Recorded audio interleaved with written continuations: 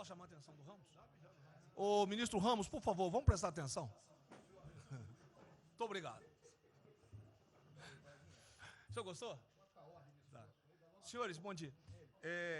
Essa reunião é por solicitação minha ao presidente da República, porque nós iríamos apresentar isso à imprensa, que não foi apresentada, e começaram uma série de especulações sobre esse plano de retomada.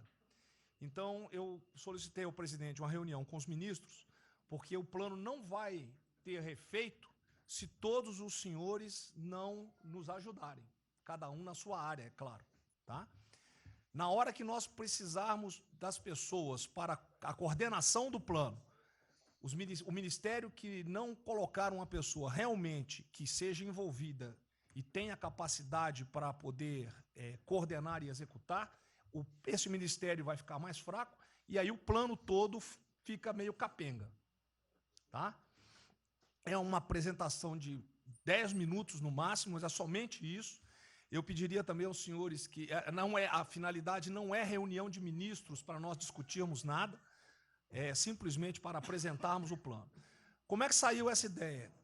Eu estava conversando com diversos ministros, entre eles Rogério Marinho, o Tarcísio, inclusive o nome do plano, eu roubei de um plano do Tarcísio, né, Tarcísio?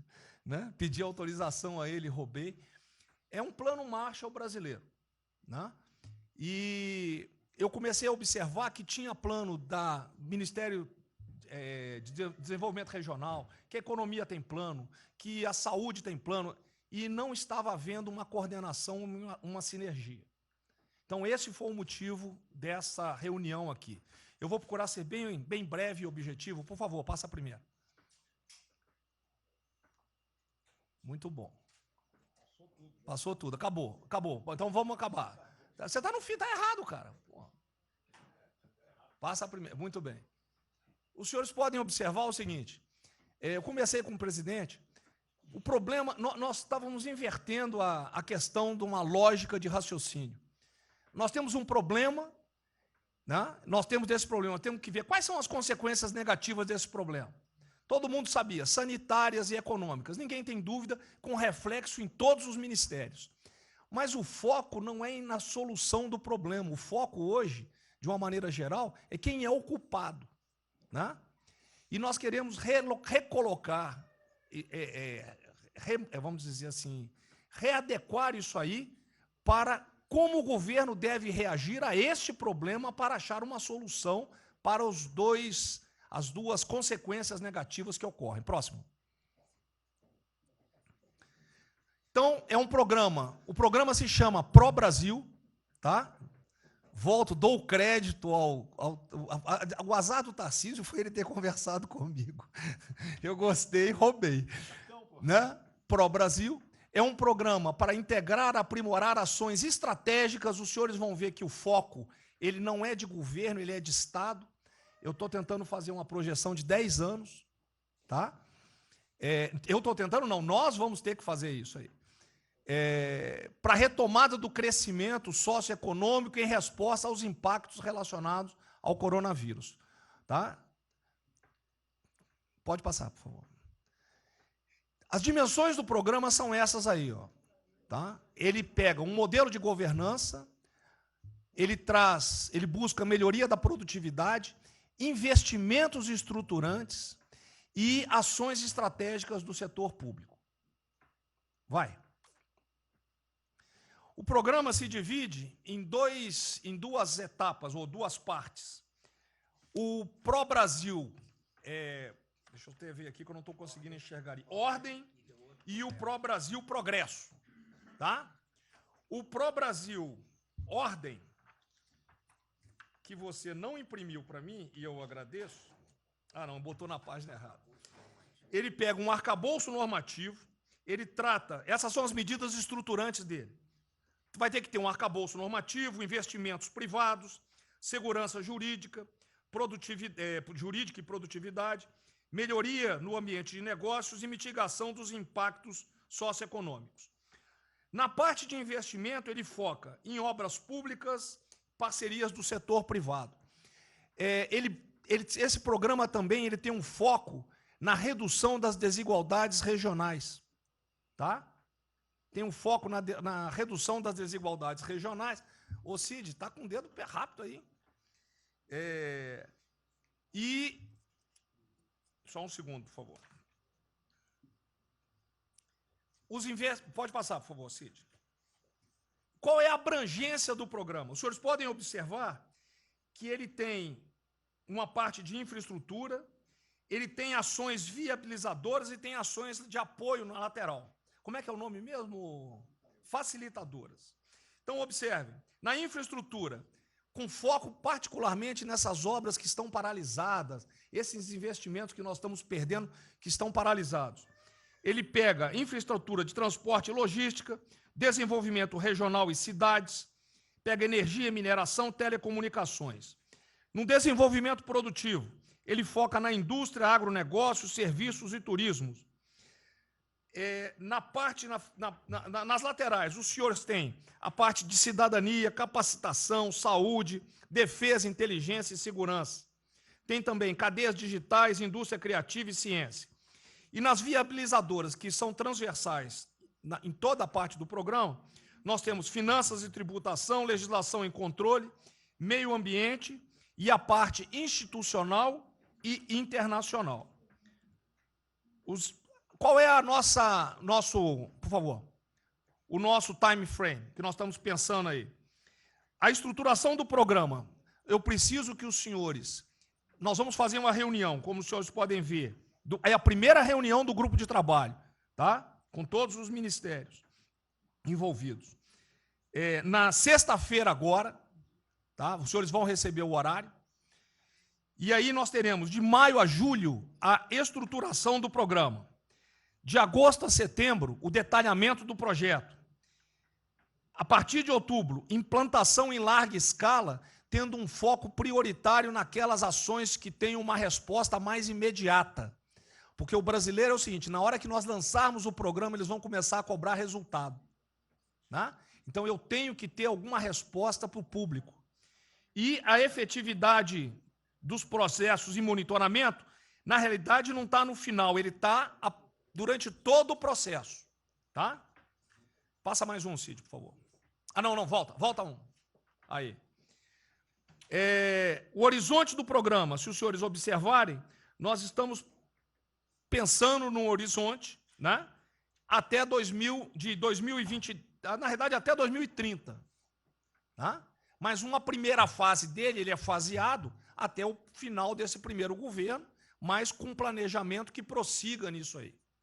Esse é o foco do trabalho que os grupos vão ter que apresentar. Tá ok? Pode passar a última, por favor.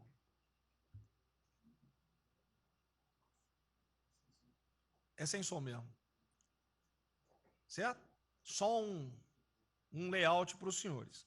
Então, na sexta-feira, eu solicitaria que os senhores, quando enviassem os representantes, esses representantes já viessem com uma noção dos programas ou do que os senhores pretendem dentro dos ministérios de vocês. Uma primeira ideia, e nós vamos partir disso para elaborar isso aí. O trabalho não será feito aqui é somente uma coordenação.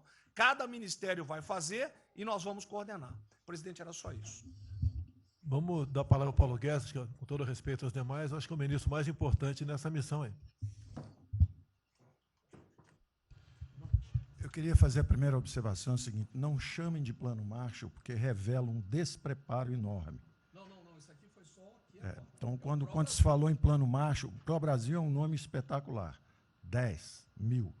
Plano Marshall é um desastre, porque revela despreparo nosso. Plano Marshall, por exemplo, os Estados Unidos podem fazer um plano Marshall para nos ajudar. A China deveria financiar um plano Marshall para ajudar todo mundo que foi atingido. Então, a primeira inadequação, a gente tem que tomar muito cuidado, é o seguinte, é o plano pró-Brasil. Não se fala plano Marshall porque é um desastre, vai revelar a falta de compreensão das coisas. A segunda coisa é o seguinte, é super bem-vinda essa iniciativa para nos integrarmos todos. Agora, não vamos nos iludir. A retomada do crescimento vem pelos investimentos privados, pelo turismo, pela abertura da economia, pelas reformas. Nós já estávamos crescendo. Voltar uma agenda de 30 anos atrás, que é investimentos públicos financiados pelo governo. Isso foi o que a Dilma fez 30 anos. Então, está cheio de gente pensando nessa eleição agora e botando coisa na cabeça de todo mundo aqui dentro. São governadores querendo fazer a festa, são, às vezes, ministros querendo aparecer, tem de tudo. E todo mundo vem aqui, vamos crescer, agora temos que crescer, tem que ter a resposta imediata, porque o governo vai gastar. O governo quebrou.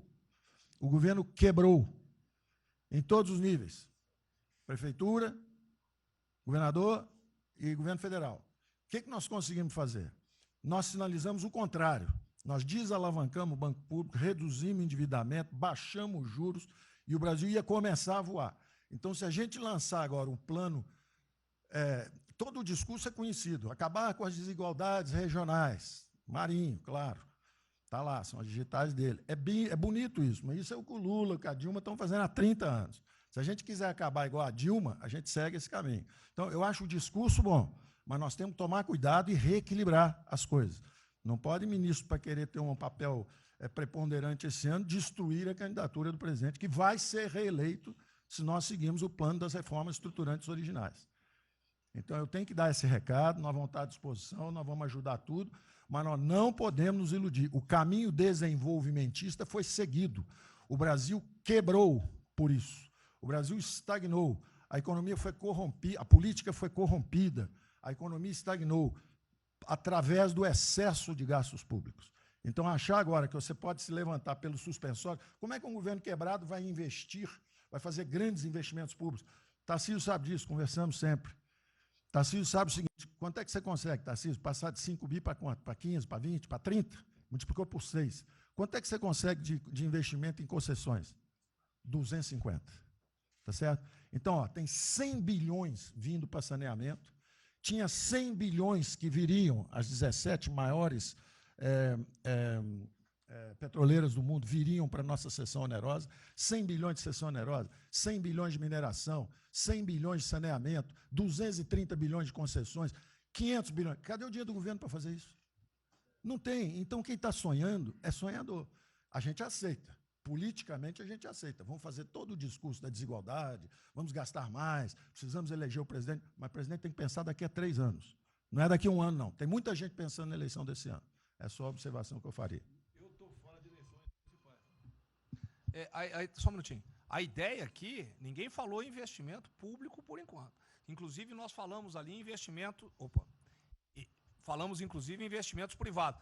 O que tem que acontecer é o seguinte, eu estou vendo o plano de toda gente, nós temos que sentar... Isso, e aí, não, a imprensa, fundamental, a economia, fundamental. Exatamente o que pode, o que não pode. Fundamental a coordenação. Até para não sair na imprensa o que está saindo. Porque saiu na imprensa assim, plano Marshall e economia está fora. Quer dizer, alguém foi para a imprensa e falou, ó, vê um plano Marshall aí e a economia está fora. Quer dizer, enfraquecer o nosso discurso no momento desse é uma tolice, é um atentado contra nós mesmos. Espera um pouquinho, dá licença um pouquinho. Questão da imprensa. Eu acho que eu resumi hoje na frente do Palácio em 20 segundos. Eu não vou falar com vocês, que vocês vão deturpar, vocês inventam e potencializam. Tem que ser o papel de cada um. Não pode um sair daqui no cantinho, foi mais ou menos isso. Não pode falar nada, tem que ignorar esses caras, 100%. Senão a gente não vai para frente. A gente está sendo pautado para esses pulhas, o tempo todo jogando um contra o outro, até a Tereza Cristina contra mim, quem diz? Apaixonar pela Tereza Cristina, jogo ela contra mim, o tempo todo. Tá? Então, se a gente puder falar zero com a imprensa, é a saída. Bom, eu vou ser muito rápido aqui, general. Primeiro, parabéns. É fundamental esse processo de coordenação e de centro de governo. Nós precisamos ter isso cada vez mais aprofundado e com melhor qualidade. Segundo, eu quero, não precisa, mas eu quero me somar a essa visão do ministro Paulo Guedes, porque, vamos lá, nós recebemos o governo com 36 mil obras paradas. Oriundas da onde? Do PAC. Só para lembrar. O Abraão tem não sei quantas mil creches. 3 mil creches paradas que somam nessas 36. Então, o que nós trouxemos para o Brasil e como é que nós começamos o ano, e eu vou lembrar, presidente, o senhor sempre disse, é muito triste ver um brasileiro chegar no exterior e ser recebido com o manto da desconfiança.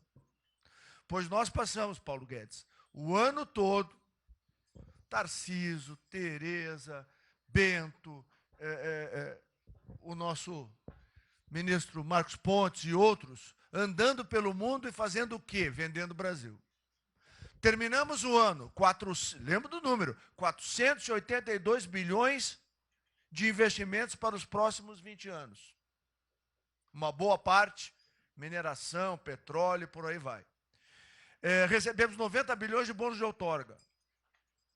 Nós temos 10 bilhões de dólares do governo da Arábia Saudita que precisa definir onde é que vai botar. Mas o príncipe autorizou. São 50 bilhões de reais, a dinheiro de hoje. Então, eu tenho convicção de que nós temos que continuar fazendo o que a gente vinha fazendo. Ou seja, aprofundando a participação da sociedade. Nós temos uma coisa emblemática aqui, que é a Lei da Liberdade Econômica, que pela primeira vez na história do Brasil, desde que o Brasil é Brasil, o cidadão diante do Estado tem razão até que o Estado prove ao contrário. Foi isso que fez os americanos, que há 200 anos atrás eram muito mais pobres do que nós, ser muito mais ricos do que nós. Então, o aprofundamento são sim das reformas, é sim ousar e ter uma reforma tributária que baixe imposto no Brasil, reduz a carga tributária, estou falando sério. A gente nunca discutiu isso entre nós, mas isso tem que caminhar para isso. Por quê? Porque aí nós damos fôlego à iniciativa privada para que ela faça o que tem que fazer e nós vamos ser mediadores desse processo, apenas. E sinceramente, eu acho que todo o nosso esforço nos próximos dias tem que ser como é que nós mantemos a nossa linha, porque nós terminamos o ano, ministro Ernesto, ministro Tarcísio. O senhor foi recebido na Federação das Indústrias Alemãs com um slide que mostrava a 163 com os caminhões atolados e a 163 pavimentada. E o presidente que coordenava aquele momento, eu estava lá lhe aguardando, voltando da Rússia, disse ao senhor, o que vocês brasileiros fizeram que nós não acreditávamos que vocês recuperaram a confiança e estão fazendo tantas transformações. Então, presidente, só para concluir, 100% nesta linha, mas que a gente não perca o foco original, porque por onde a gente estava caminhando, nós recuperamos a confiança externa e externa. Fomos acometidos de algo muito grave, que é uma doença, e que foi levado ao paroxismo da histeria, porque serve a interesses de muitos, os mais variados, eu não vou aqui detalhar. Mas, sinceramente, temos que rapidamente voltar ao que nós estamos fazendo, porque nós estamos no caminho certo, e a prova disso é que todo mundo voltou a olhar o Brasil com respeito. Bom, eu vou partir do princípio que todos que estão aqui são bem intencionados e querem o bem do Brasil. Tá? Então, não acredito em teoria da conspiração, nem que ninguém quer solapar os alicerces da República, nem abalar a administração do presidente Bolsonaro. Pelo contrário.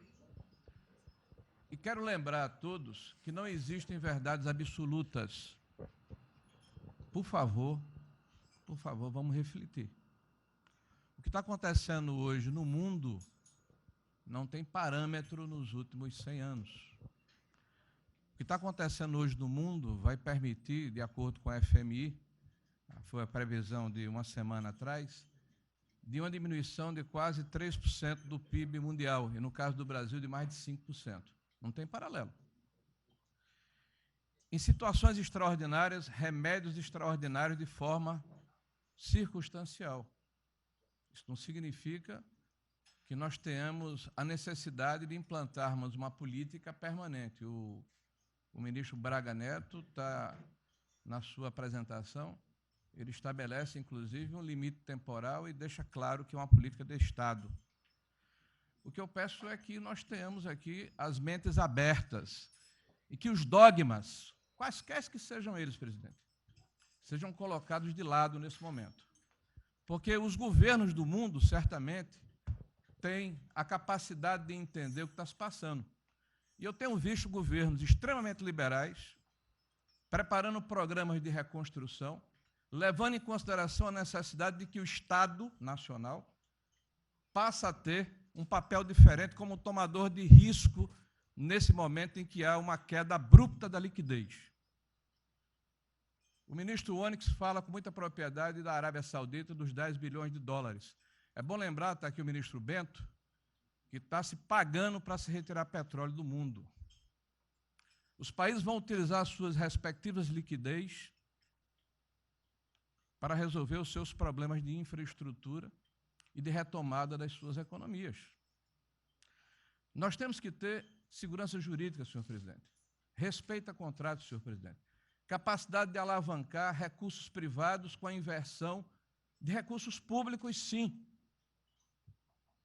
É bom lembrar que eu tenho ouvido falar, não sei se é verdade, depois a gente vai colocar na ponta do lápis, que a gente pode chegar a 600 bilhões de reais esse ano de ajuda a empresas e a pessoas físicas. Recursos do governo federal, fruto de endividamento do governo, desse governo, que vai terminar o ano com um déficit 4, 5, 6 vezes maior do que estava precificado no início do ano. Caiu um meteoro sobre as nossas cabeças.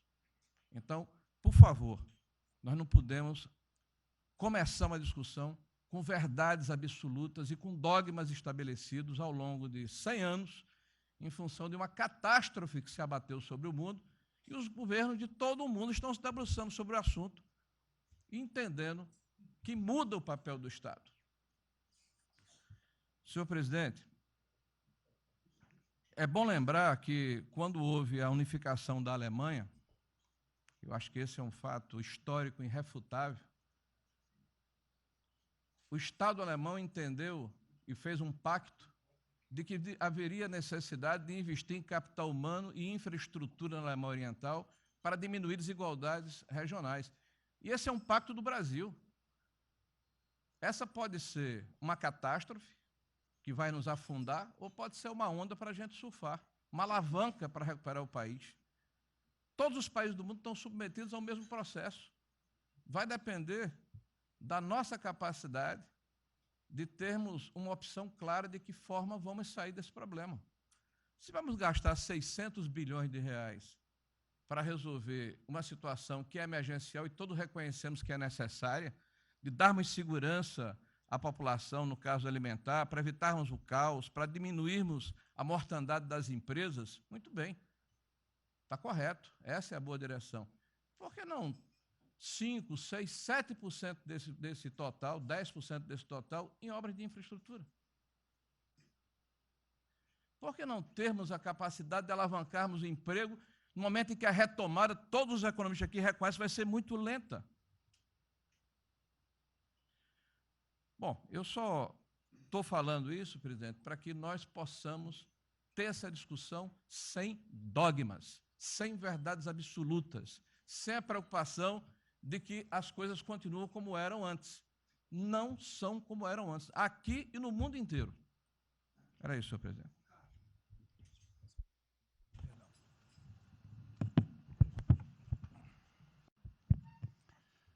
Presidente, eu estava assistindo atentamente a apresentação do colega ministro Braga Neto, e na parte final, ali no slide das questões transversais, está o meio ambiente, mas eu acho que o que eu vou dizer aqui sobre o meio ambiente se aplica a diversas outras matérias. Nós temos a possibilidade, nesse momento que a atenção da imprensa está voltada quase que exclusivamente para o Covid e daqui a pouco para a Amazônia, o general Mourão tem feito aí os trabalhos preparatórios para que a gente possa entrar nesse assunto da Amazônia um pouco mais calçado, mas não é isso que eu quero falar. A oportunidade que nós temos, que a imprensa não está nos dando um pouco de alívio nos outros temas, é passar as reformas infralegais de desregulamentação, simplificação, todas as reformas que o mundo inteiro, nessas viagens que se referiu o Onyx, certamente cobrou dele, cobrou do Paulo, cobrou da Tereza, cobrou do Tarcísio, cobrou de todo mundo, da segurança jurídica, da previsibilidade, da simplificação. Essa grande parte dessa matéria, ela se dá em portarias e normas dos ministérios que aqui estão, inclusive o de meio ambiente. e que são muito difíceis, e nesse aspecto acho que o meio ambiente é o mais difícil de passar qualquer mudança infralegal em termos de instrução normativa e portaria, porque tudo que a gente faz é pau no judiciário, no dia seguinte. Então, para isso precisa ter um esforço nosso aqui, enquanto estamos nesse momento de tranquilidade no aspecto de cobertura de imprensa, porque só fala de Covid, e ir passando a boiada, e mudando todo o regramento, e simplificando normas, de IFAM, de Ministério da Agricultura, de Ministério do Meio Ambiente, de Ministério disso, de Ministério daquilo. Agora é a hora de unir esforços para dar de baseada a simplificação de regulatório que nós precisamos, em todos os aspectos, e deixar a AGU, o André não está aí, né? E deixar a AGU de stand-by para cada pau que tiver, porque vai ter. Essa semana mesmo nós assinamos uma medida a pedido do Ministério da Agricultura, que foi a simplificação da lei da Mata Atlântica para usar o Código Florestal. Hoje já está nos jornais dizendo que vão entrar com ações judiciais e ação civil pública no Brasil inteiro contra a medida. Então, para isso, nós temos que estar com a artilharia da AGU preparada para cada linha que a gente avança ter uma coisa. Mas tem uma lista enorme em todos os ministérios que têm papel regulatório aqui para simplificar. Não precisamos de Congresso, porque coisa que precisa de Congresso também, nesse fuzuê que está aí, não vamos conseguir aprovar. Agora tem um monte de coisa que é só parecer, caneta, parecer, caneta. Sem parecer também não tem caneta, porque dar canetada sem parecer é cana. Então, isso aí vale muito a pena. A gente tem um espaço enorme para fazer. Enfim, acho que essa é uma questão importante que estava aí nos slides, Braga Neto. Que isso, exatamente.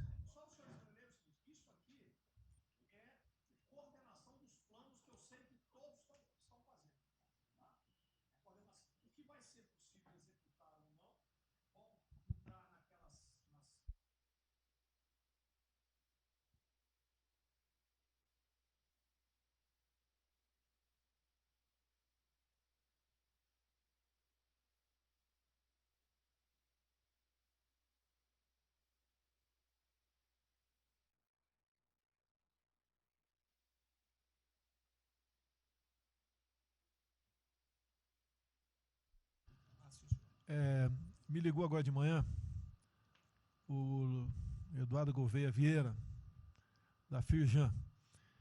Ele quer fazer uma videoconferência onde mais de 300 empresários do Rio, que é um pouquinho abaixo do potencial de São Paulo, para hipotecar solidariedade. A ideia que nós temos de reabrir o comércio.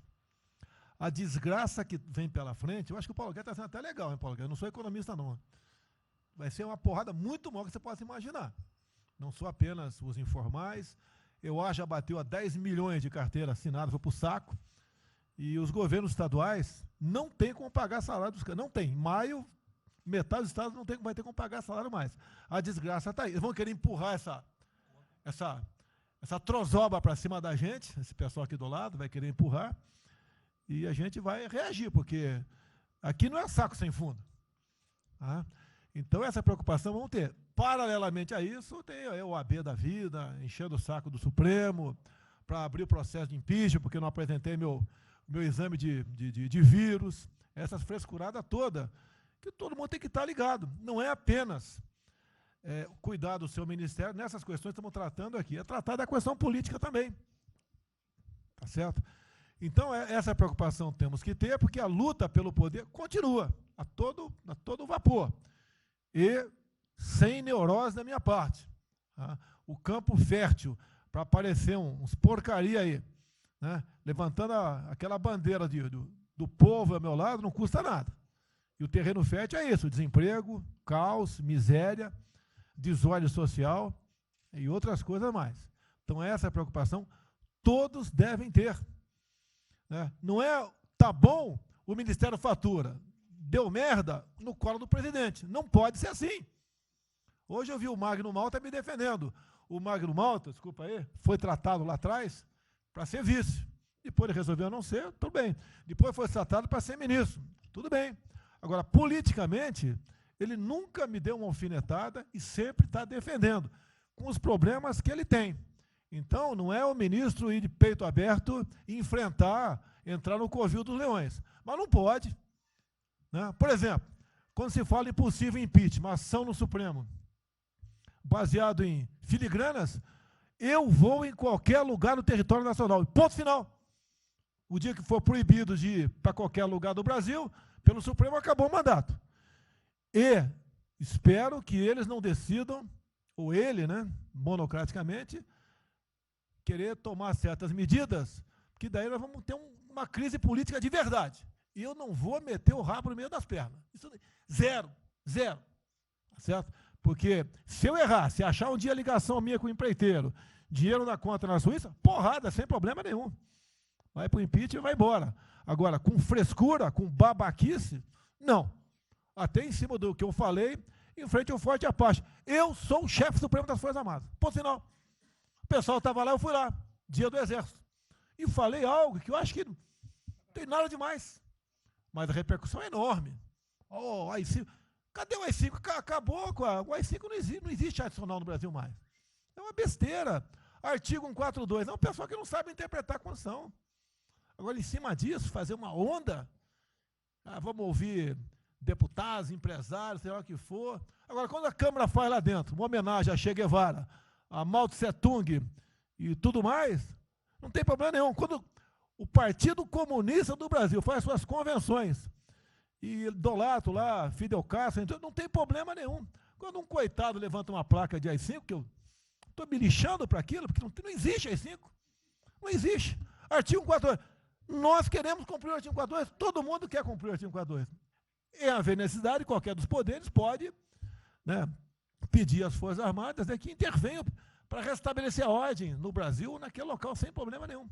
Agora, todos, né, têm que se preocupar com a questão política, e a quem de direito, tira a cabeça da toca, porra. Não é só ficar dentro da toca o tempo todo, não. Estou bem, estou cuidando da minha imagem, a minha imagem está aqui, eu sou bonitinho, e o resto se explode. Não, tem que fazer a sua parte. Então é isso que eu tenho falar com você, que depois de um certo momento, onde chegar a cabeça dessas pessoas, fica difícil voltar atrás. Daí querem uma crise, é uma crise. Não tenho amor por esse mandato, por a cadeia de presidente. Zero. Não vou provocar ninguém. E assim como a defesa faz uma nota muito boa, dizendo que vai cumprir a Constituição, liberdade, 10, e não aceita golpe, 10, também não aceita o contragolpe dos caras, porra. Vai deixar alguns malucos aí, que a gente sabe quem são, ficar aí naquela fervura de o presidente é irresponsável, ele é maluco, ele é genocida. Não é assim. Não o que vale para um lado, vale para o outro. O que não vale para um lado, não vale para o outro. Essa é a nossa preocupação que devemos ter. Com isso que está aqui, o pró-Brasil, mas também com a questão política. Se nós começarmos a falar com propriedade, e tem muita gente que fala muito melhor do que eu, e tem um conhecimento muito melhor do que eu, tem que falar, pô, discretamente, mas tem que falar, para não deixar subir a temperatura, que é só porrada o tempo todo em cima de mim. E vou continuar indo em qualquer lugar do Brasil, ponto final, é problema meu. Tá certo? Se eu não tivesse direito de ir e vir, prefeitinho lá do fim do mundo, um jaguapoca de um prefeito, manda prender. Tem que a justiça se posicionar sobre isso, porra. Tem que se posicionar sobre isso abertamente. Não admitimos prisão por parte de prefeitos e o decreto. Tem que falar, não é ficar quieto. E aquele direito aqui, e todos os ministros têm que falar isso aí, não é só a justiça. Todos têm que falar. Não é ficar, toca o barco não e vamos em frente. Tá? Então é isso que eu apelo a vocês, pô. Essa preocupação, acordem para a política e se exponham. Afinal de contas, o governo não só. E se eu cair, cai todo mundo. Agora, se tiver cair um dia, vamos cair lutando, uma bandeira justa, não para uma babaquice de exame antivírus, pô. Pelo amor de Deus, pô. Tá? Eu, até já bem claro, de uns 8 anos para cá, quando pedia farmácia de manipulação, um remédio qualquer, eu falava com o médico. Bota um nome de fantasia, porque se for o meu nome para lá, como sempre foi um cara manjado, né, tem 3, 4 que vão manipular lá o medicamento, pode me envenenar, pô. E assim é a mesma coisa a questão do vírus, entre outros. De acordo com o interesse, o cara dá negativo ou dá positivo. Depois que deu, vai para a contraprova, mas dá problema. E nós sabemos, tá certo, que nós temos um compromisso com a verdade. Eu jamais mentiria se não tivesse realmente um exame negativo. Jamais eu emitia negativo e deu positivo, vice-versa. Jamais. A verdade é acima de tudo. Então, é o apelo que eu faço a todos que se preocupem com política para não ser surpreendido. E eu não vou esperar o barco começar a afundar para tirar água. Estou tirando água e vou continuar tirando água de todos os ministérios. No tocante a isso. A pessoa tem que entender. Se não quer entender, paciência, pô.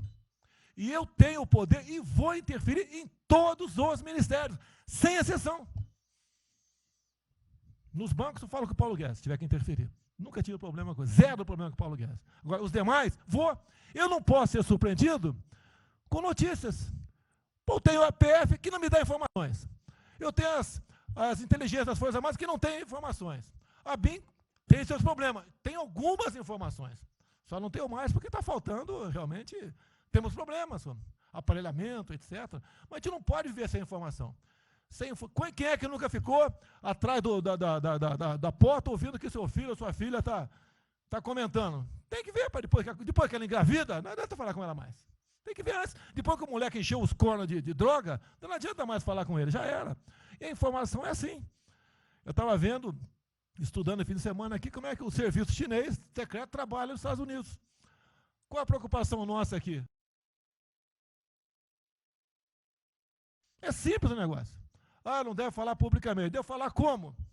Está todo mundo vendo o que está acontecendo?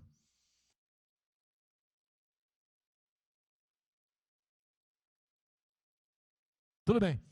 Tá. Você tira do porra, tu não tira. É uma realidade. Não adianta esconder mais, tapar o sol com a peneira. Vai em alguns ministérios, tem gente deles plantada aqui dentro. Então não quer brigar. Zero briga.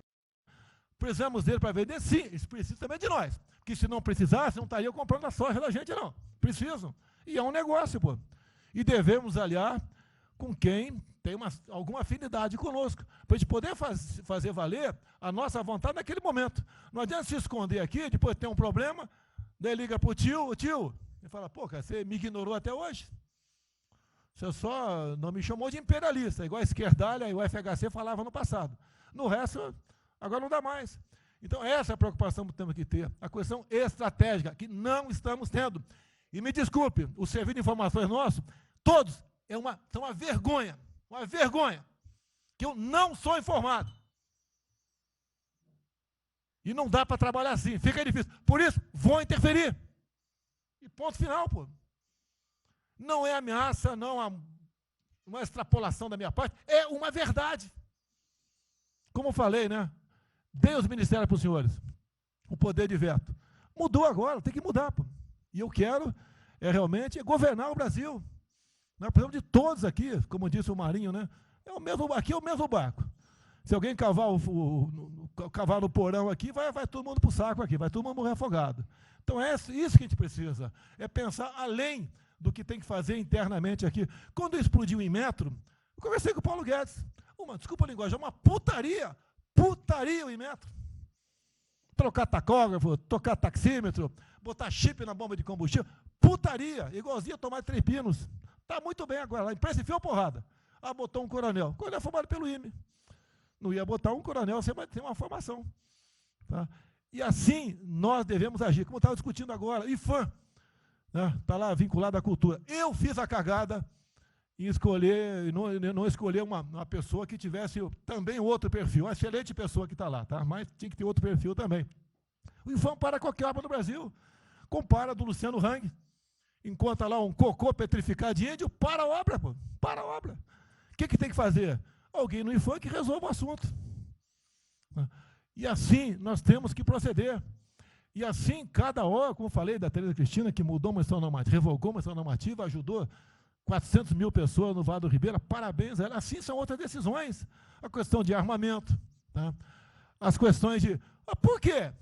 Espera aí. Senhor ministro da Justiça, por favor. Foi decidido há pouco tempo que não podia botar algema em quase ninguém. Por que estão botando algema em cidadão que está trabalhando, ou mulher que está em praça pública, e a justiça não fala nada?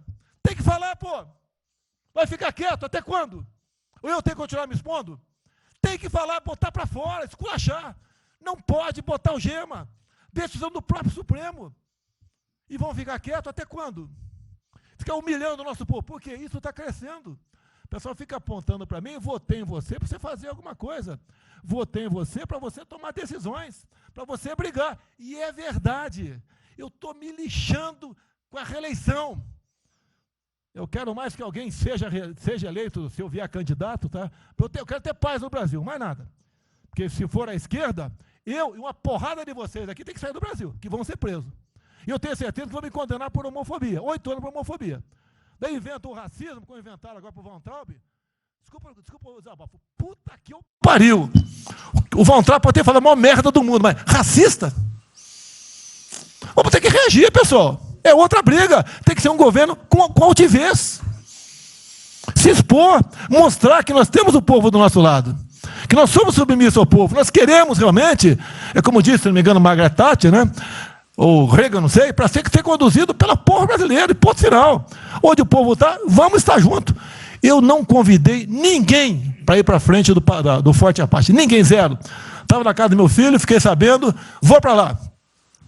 A imprensa está falando agora que, não sei, que 2 ministros militares aí não aceitaram meu convite. O dia que ou eu convido o ministro para o churrasquinho em casa, eu pago uma missão. Não sei, eu vou pagar uma missão. A missão for absurda, o ministro falou, tchau, estou fora. Tá certo? Ou vai e fica puto, mas vai, pô. E jamais eu vou pagar uma missão escrota para quem quer que seja. Nem no quartel fazer isso com recruta, nem no quartel. Tá certo? Quem dirá o nosso convívio aqui, que é muito bom, partir para essa linha. Não estamos em desespero, nós estamos bem. Não somos acusados de desvio, de corrupção, nada, está zero. Temos problema pela frente, vamos tentar solucionar. Eu tenho conversado com vários ministros.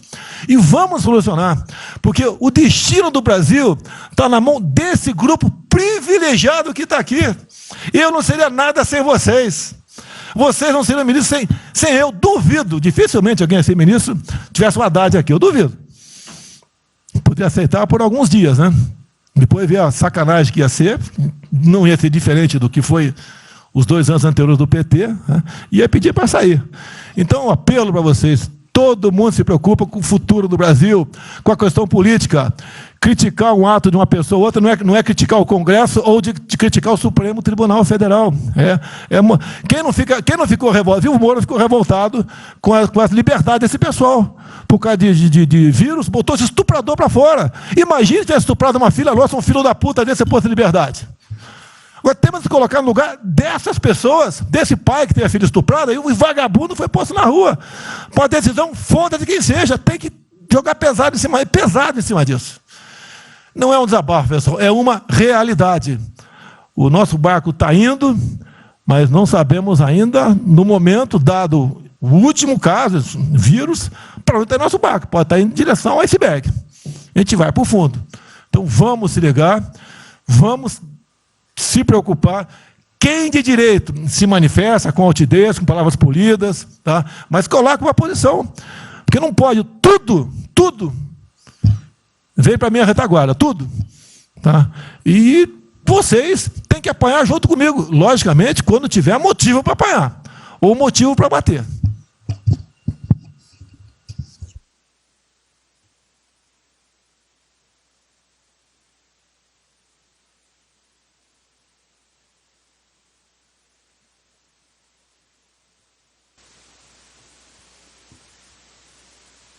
O Nelson e o Paulo Guedes. Aí eu pediria só aos senhores que fossem breves. Não. Você também, cara? Ele quer cobrar os raios do programa aí. Depois do Moro. Não, bem, a primeira questão do plano ali que foi apresentado, fica aqui o registro do meu elogio, certo que ele tem que ser preenchido aí nos detalhes, existem as questões econômicas a ser resolvidas lá pelo Ministério da Economia, a ser trabalhado também com as outras áreas econômicas. Só faria uma sugestão aqui, ministro, se pudesse colocar desde logo, em algum momento desse plano, alguma referência importante também à segurança pública e a controle da corrupção. Foram 2 temas centrais, né, nas últimas eleições, e são 2 temas que, embora, é claro que o plano vai ficar sujeito aí ao detalhamento necessário, mas acho que é importante ter uma referência inicial para não parecer que nós estamos descurando desses aspectos específicos. Nós não entramos em detalhes, porque isso aqui, os senhores viram que todos os ministérios praticamente estão dentro, isso aí para mim viria no detalhamento do ministério. Mas eu acho que politicamente cabe. Não, sim, sim. Não, eu entendo que cabe no detalhamento, mas acho que uma referência, né, seria interessante. A gente tem que apontar também que foi uma vitória do governo, do presidente. Ano passado houve uma queda expressiva desses principais indicadores criminais. Isso, embora seja mais vinculado com a questão da vida e segurança das pessoas, também é um fator importante aí para o investimento econômico, para atrair, melhorar o ambiente econômico, e o controle da corrupção também é pressuposto, né? Então faria exclusivamente essa sugestão específica. Muito obrigado.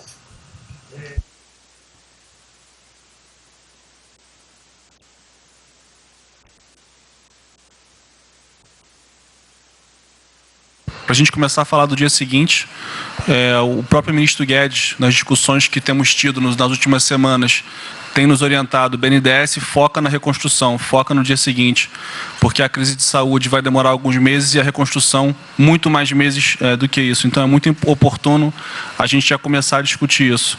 Segundo, aqui eu subscrevo as palavras do ministro Salles. O que a gente tem observado nos projetos e concessões e etc., uma parte crítica é essa legislação ou funcionamento da máquina pública.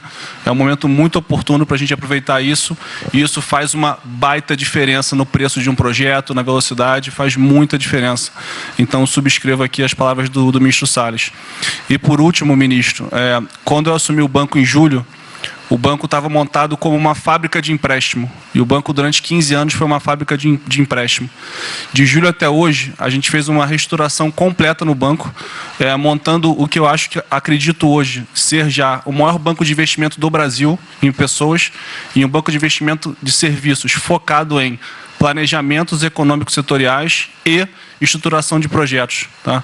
O banco já está atuando dessa forma. Temos um vasto conhecimento setorial, um vasto conhecimento de planejamento, já está rodando a contento, e esse BNDES de hoje se parece muito mais com o BNDES de 20 anos atrás, que era o BNDES que planejava e estruturava esses projetos para o Brasil. Então, eu queria colocar aqui à sua disposição, estamos a serviço. Então, o que o senhor achar adequado e razoável, tanto no fornecimento de informações, mas como também nesse planejamento, na coordenação, temos já um modus operandi, uma estrutura que é plug and play. Se o senhor quiser usar, já está pronta para rodar para esse tipo de mapeamento e estruturação de projeto. Então, por favor, sinta-se bem à vontade de nos usar integralmente aqui na coordenação desse projeto, caso o senhor entenda adequado. Tá? Tiago, Nelson. Alô? Bom, estou chegando aqui, então é importante que eu coloque para vocês como é que a gente vai trabalhar, né? A saúde ela é fundamental, porque enquanto a gente não mostrar para a sociedade que a gente tem o controle da doença, da saída dela, qualquer tentativa econômica vai ser ruim, porque o medo vai impedir que você trate a economia como uma prioridade. Então, controlar a doença hoje é fundamental. E controlar a doença não significa que a gente vai curar a doença em uma semana, mas que a gente não é um barco à deriva e que a gente tem uma estratégia para trabalhar essa doença, né? Então, são 3 coisas que a gente vai trabalhar. Primeiro, a informação, para entender o que é a doença, qual é a evolução dela, como é que está a infraestrutura para cuidar da doença. Porque um dos grandes problemas que a gente tem hoje, se a gente olhar o Brasil hoje, ele é um dos melhores países em número em relação à mortalidade.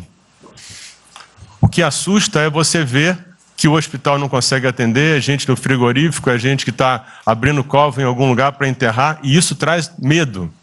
E o medo impede que qualquer outra atividade tenha sucesso. Porque enquanto isso não for sanado, o restante vai ter muito pouca chance de ser comprado pela sociedade. A segunda coisa é estruturar a operação de cuidado. Então a gente vai investir em logística, vai investir na parte de compra e tentar melhorar o processo. Por quê? Porque se eu tiver os hospitais funcionando, eu vou ter os pacientes tratados, eu não tenho a sensação da crise, o medo melhora e o restante pode entrar. E a terceira coisa é a gente deixar claro um programa de saída do isolamento, do distanciamento. Não é que vai sair amanhã, mas a gente tem que ter um planejamento, porque aí a gente realmente mostra que a situação está na nossa mão. Pode ser que demore um pouco, mas a gente está controlando esse processo, porque a gente não está sendo um barco à deriva. Então, basicamente, eu queria falar para vocês, essa é a forma como a gente vai tratar, e a gente vai estar interagindo com todos os ministérios que forem necessários para que isso aconteça da forma mais rápida possível. Basicamente é isso, e prazer estar aqui com vocês. Ontem eu liguei para o diretor-geral da Polícia Rodoviária Federal. Chegou ao meu conhecimento uma nota que era dele sobre o passamento de um patrulheiro. E ele enfatizou que era Covid-19. Eu liguei para ele. Por favor. O que mais? Ele era obeso, era isso, era... Bem, tinha... Como é que é? Comorbidades. Comorbidades. Mas ali na nota dele só saiu Covid-19. Então vamos alertar a quem de direito a respectivo ministério, pode botar Covid-19, mas bota também, tinha fibrose, um montão de coisa, não entendo esse negócio não, tem um montão de coisa lá, para exatamente não levar o medo à população. Porque a gente olha, morreu um sargento do Exército, por exemplo, a princípio é um cara que está bem de saúde, né? Um policial federal, né? Seja lá o que for. E isso daí não pode acontecer. Então a gente pede esse cuidado com os colegas, tá? A quem direito ao respectivo ministério, que tem alguém encarregado disso, né? Para tomar esse devido cuidado, para não levar mais medo ainda para a população. Você perguntou em relação... Ele me perguntou quanto tempo levaria para mostrar um plano, alguma coisa. Eu acredito que... Plano de transição. Não, nós já conversamos hoje. Ele tem essa ideia.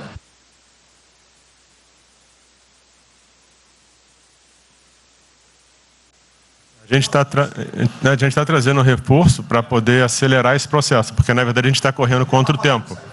Enquanto a gente não conseguir controlar a percepção que a gente hoje tem condição de cuidar das pessoas, vai ser difícil, né? E o problema da doença é que você pega um sistema que, se você fala em eficiência, os hospitais têm que ser eficientes. Então, quando você fala em eficiência, você vai quase no limite do cuidado. Você não tem sobra, você não tem gordura. Quando você pega uma doença que chega, que é muita gente ao mesmo tempo, você não consegue ter agilidade para preparar o sistema para cuidar dela. E a gente tem um problema adicional que a gente tem que tomar cuidado, que é o seguinte: como você tem os hospitais com pouca... Você tem muita gente falando de Covid, mas os hospitais estão diminuindo muito o atendimento, o que significa que eles vão ter problema financeiro. Se isso prorroga, esses hospitais vão ter cada vez mais dificuldade, você vai poder ter um hospital mais sucateado, um hospital fechado. O que está acontecendo hoje? Vamos botar em números hoje, que a gente tem 4 milhões de pessoas hoje com a Covid. O Brasil hoje tem 212 milhões de pessoas. Tem 208 milhões que não estão tendo a atenção necessária. Então, você tem câncer, cardiovascular, isso tudo está represado, é demanda reprimida. Quando você controlar a Covid, o não Covid vai chegar com tudo. E você pode pegar uma estrutura sucateada. Aí você só vai transferir o problema de medo, que vai ser o medo da Covid para o medo da não Covid. Então, a gente tem que estar preparado para isso tudo. Então, não é só trabalhar o curtíssimo prazo, a gente tem que preparar para essa segunda fase que vai chegar também. Isso tudo a gente está fazendo, só para vocês saberem que a gente está pensando nisso tudo, só para vocês saberem que está tudo trabalhado.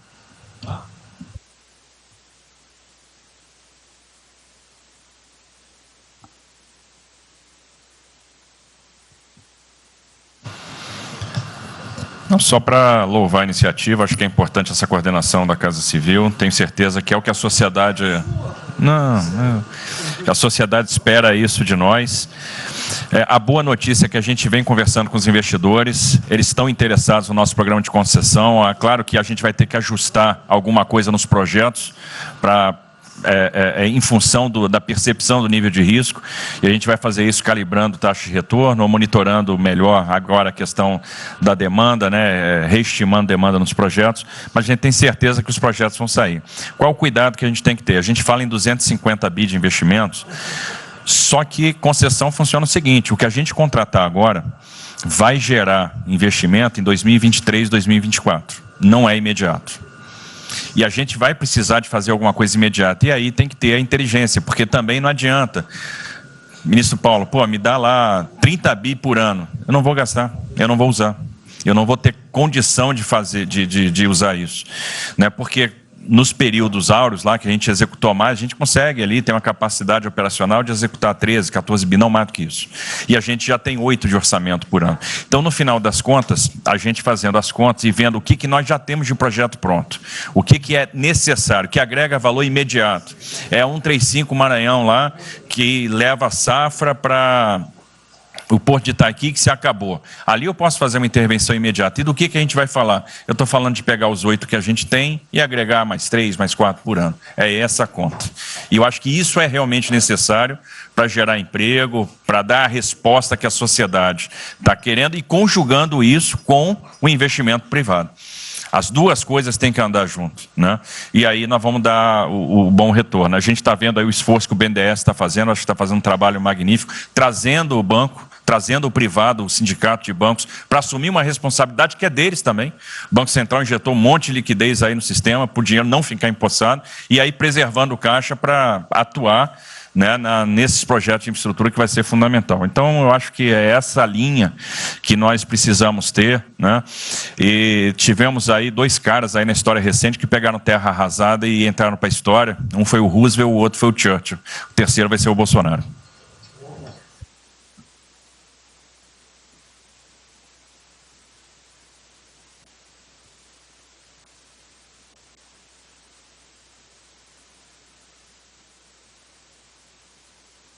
São só 5 pontos muito rápidos. Primeiro, presidente, maior programa da história do mundo de inclusão social, digital, que nós estamos fazendo nesse governo. Pessoas que tomavam dinheiro a 25% ao mês. Quer dizer, todos os ladrões lá, PT, PMDB, PSDB, aquela ladroagem toda, 25% ao mês. E ninguém se indigna. Esse governo que se indignou, o governo dos liberais. Então, assim, acho que a gente está com um problema de narrativa. Hoje de manhã, por exemplo, o pessoal da Band queria dinheiro. O ponto é o seguinte, vai ou não vai dar dinheiro para Bandeirantes? Ah, não vai dar dinheiro para Bandeirantes? Passei meia hora levando porrada, mas repliquei. E falei, olha, vocês estão em casa? Eu tenho 30 mil funcionários na rua. Não tem esse negócio, essa frescurada de home office. Eu já visitei 15 agências. E você em casa? Aí o pessoal ficou um pouco mais calmo. Quer dizer, eu posso ter 30 mil brasileiros nas agências lá. Sabe quantas pessoas a Caixa está pagando hoje? 7 milhões de pessoas. E todo mundo em home office. Que porcaria é essa? Desculpa o meu ponto, presidente. Quando o senhor falou, eu vou me emocionar. O Luiz Lima, que nadou com meu pai, foi atleta olímpico, teve a esposa e a filha de 14 anos presa ontem, num camburão. Que porra é essa? Desculpa. Que porra é essa? O cara vai pro camburão com a filha. Se fosse eu, ia pegar minhas 15 armas e ia dar uma... Eu ia morrer. Porque se a minha filha fosse pro camburão, eu ia matar ou morrer. Que isso? Estava nadando, é uma atleta olímpica. Você tira a pessoa está nadando com 14 anos. Eu tenho uma filha, Maria, de 14 anos. Se a minha filha fosse para o camburão, ou eu matava ou eu morria. Que isso? E a esposa do Luiz Lima nem usou o fato de ser esposa de um deputado federal. Mas ela assim... foi calada e saiu calada. E aquele governador roubando para a direita. Tá tudo quanto é lado. Então o governador rouba. Aí ele sai prendendo todo mundo e fica tudo isso por isso mesmo. Aí a gente faz o maior programa da história da humanidade de inclusão de pessoas que recebiam 25% ao mês, cobravam. PSDB, PT, PMDB, aquele grupo todo. Na hora de privatizar, todo mundo, com 200 milhões, 300 milhões, tem vice-presidente da Caixa que eu expulsei, dos 120, 105 eu tirei. E se o senhor precisar, obviamente, meu chefe é o ministro Paulo Guedes, ele decide. Não tem problema. Inclusive, porque o que acontece é o seguinte, se roubar, eu vou ligar para o ministro Moro para prender. Agora, se precisar de uma diretoria, não sei o quê, desde que sejam honestos, o ministro Paulo Guedes é que decide, etc. Mas dos 120, eu tirei 105. E na Caixa, não tem desonestidade, até onde eu saiba. Mas, assim, eu acho que a gente está levando muita porrada, presidente, e... De novo, não estou dizendo de ninguém daqui não, só leva porrada. Agora tem um limite. Desculpa, todo lugar que eu vou, as pessoas normalmente são educadas. Mas a paciência chega num limite, obviamente não dessa maneira, eu acho que tem um ponto. Nós estamos emprestando 154 bilhões de reais, mas só um ponto que eu acho importante. Tarcísio é super meu amigo e ele é muito esperto. Qual que é o grande ponto que a gente tem que evitar? O cara que está quebrado, já estava quebrado antes e que é a nossa molezinha. Então, assim, claramente tem que ajudar e eu concordo. Tanto que nós emprestamos 43 bilhões de reais para o segmento imobiliário.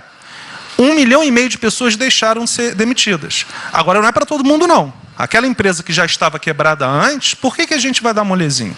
Então, este ajuste fino é importante, os bancos têm que fazer. Por quê? Último ponto que eu falo. Já estou sendo processado também, vamos nós dois juntos para a cadeia, por causa do auxílio emergencial. Sabe o que tem? Tem gente do TCU dizendo que a gente está ganhando muito, e tem gente dizendo que a gente está ganhando pouco. Ferrou. Ou seja, tem gente querendo me prender porque está dizendo que a gente está ganhando muito. E tem gente querendo me prender, que são aqueles caras lá que estavam antes, dando pouco.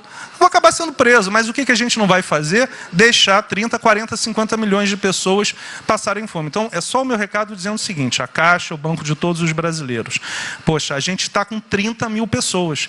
Eu passo ligando, 45 pessoas na Caixa tiveram coronavírus. 2 faleceram, um, na verdade, com 70 anos, que já estava aposentado, e outro. A pessoa, eu chorei mais do que a pessoa, a mãe. Uma pessoa em 30 mil que estão o dia inteiro. E eu já falei para minha esposa, se tiver qualquer coisa, eu vou tomar 1 litro de hidrocloroquina, aquelas coisas todas. Então, assim, eu acho que a gente está, só o último ponto, numa questão de histeria coletiva. Quer dizer, eu posso ter 30 mil funcionários da Caixa pagando 7 milhões hoje, 2 milhões na segunda, ontem a gente abriu 800 agências, vamos abrir no sábado, no domingo, 2 horas antes. Então, o que a imprensa quer? Que você pague, e dane-se os funcionários da Caixa. Mas se morrer 2, Jornal Nacional, presidente Bolsonaro e presidente Pedro, irresponsáveis porque abriram. A gente só vai levar porrada. Agora, realmente, meu ponto é inaceitável, foi a primeira vez que aconteceu. Eu conheço a Milene Comini, atleta olímpica. Quer dizer, um atleta olímpico, a esposa atleta olímpica, a filha de 14 anos no Camburão. Eu não sei se eles botaram atrás ou no meio. E aí você solta estuprador, então acho que realmente tem uma questão. E, de novo, eu quero só reforçar uma coisa. O ministro Moro, em um dia, resolveu um problema muito importante. Muito obrigado, ministro. O que aconteceu? Os guardas, né, os que ficam dentro da agência, não poderiam, pela legislação, ir para fora. O que aconteceu? O ministro, em 5 horas, resolveu o problema.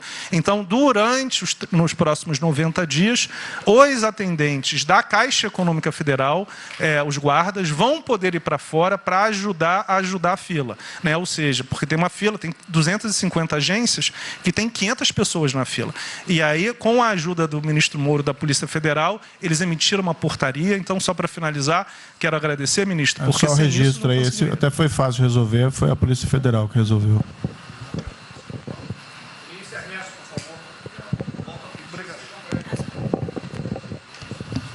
Muito obrigado, ministro. Rapidamente, sobre o plano. A dimensão internacional do plano, evidentemente, é fundamental, já está ali contemplada. Eu queria mencionar o seguinte, eu acho que é fundamental que essa dimensão internacional não seja simplesmente uma adaptação nossa ao cenário internacional, mas que ela leve em conta a capacidade que o Brasil hoje tem de influir no desenho de um novo cenário internacional. Eu estou cada vez mais convencido de que o Brasil tem hoje as condições, tem a oportunidade de se sentar na mesa de 4, 5, 6 países que vão definir a nova ordem mundial. Outro dia, na conversa do presidente com o primeiro-ministro da Índia, o indiano disse que vai ser tão diferente o pós-coronavírus do pré, quanto o pós-Segunda Guerra do pré. E eu acho que é verdade. E assim como houve um Conselho de Segurança que definiu a ordem mundial, 5 países depois da Segunda Guerra, vai haver uma espécie de novo Conselho de Segurança, e nós temos, dessa vez, a oportunidade de estar nele e acreditar na possibilidade do Brasil influenciar e ajudar a formatar um novo cenário.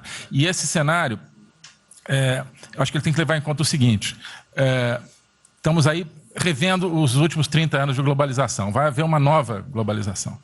O que aconteceu nesses 30 anos? Foi uma globalização cega para o tema dos valores, para o tema da democracia, da liberdade. Foi uma globalização que, a gente está vendo agora, criou um modelo onde no centro da economia internacional está um país que não é democrático, que não respeita direitos humanos, etc. Né? Essa nova globalização, acho que não pode ser cega. Né? Tem que ser uma globalização, tem que ser uma estrutura que leve em conta, claro, a dimensão econômica, mas também essa dimensão da liberdade, dos valores. E, da mesma maneira, acho que o plano está apontando para isso, no nosso a nossa dimensão nacional, também não pode ser um plano cego para essas dimensões daquilo que nos traz, né, que traz o projeto do presidente, que é não simplesmente a eficiência, a pujança, o crescimento econômico, mas a liberdade, o combate à corrupção, a reinvenção de um Brasil livre, de um Brasil livre dessas mazelas que nós conhecemos. Obrigado.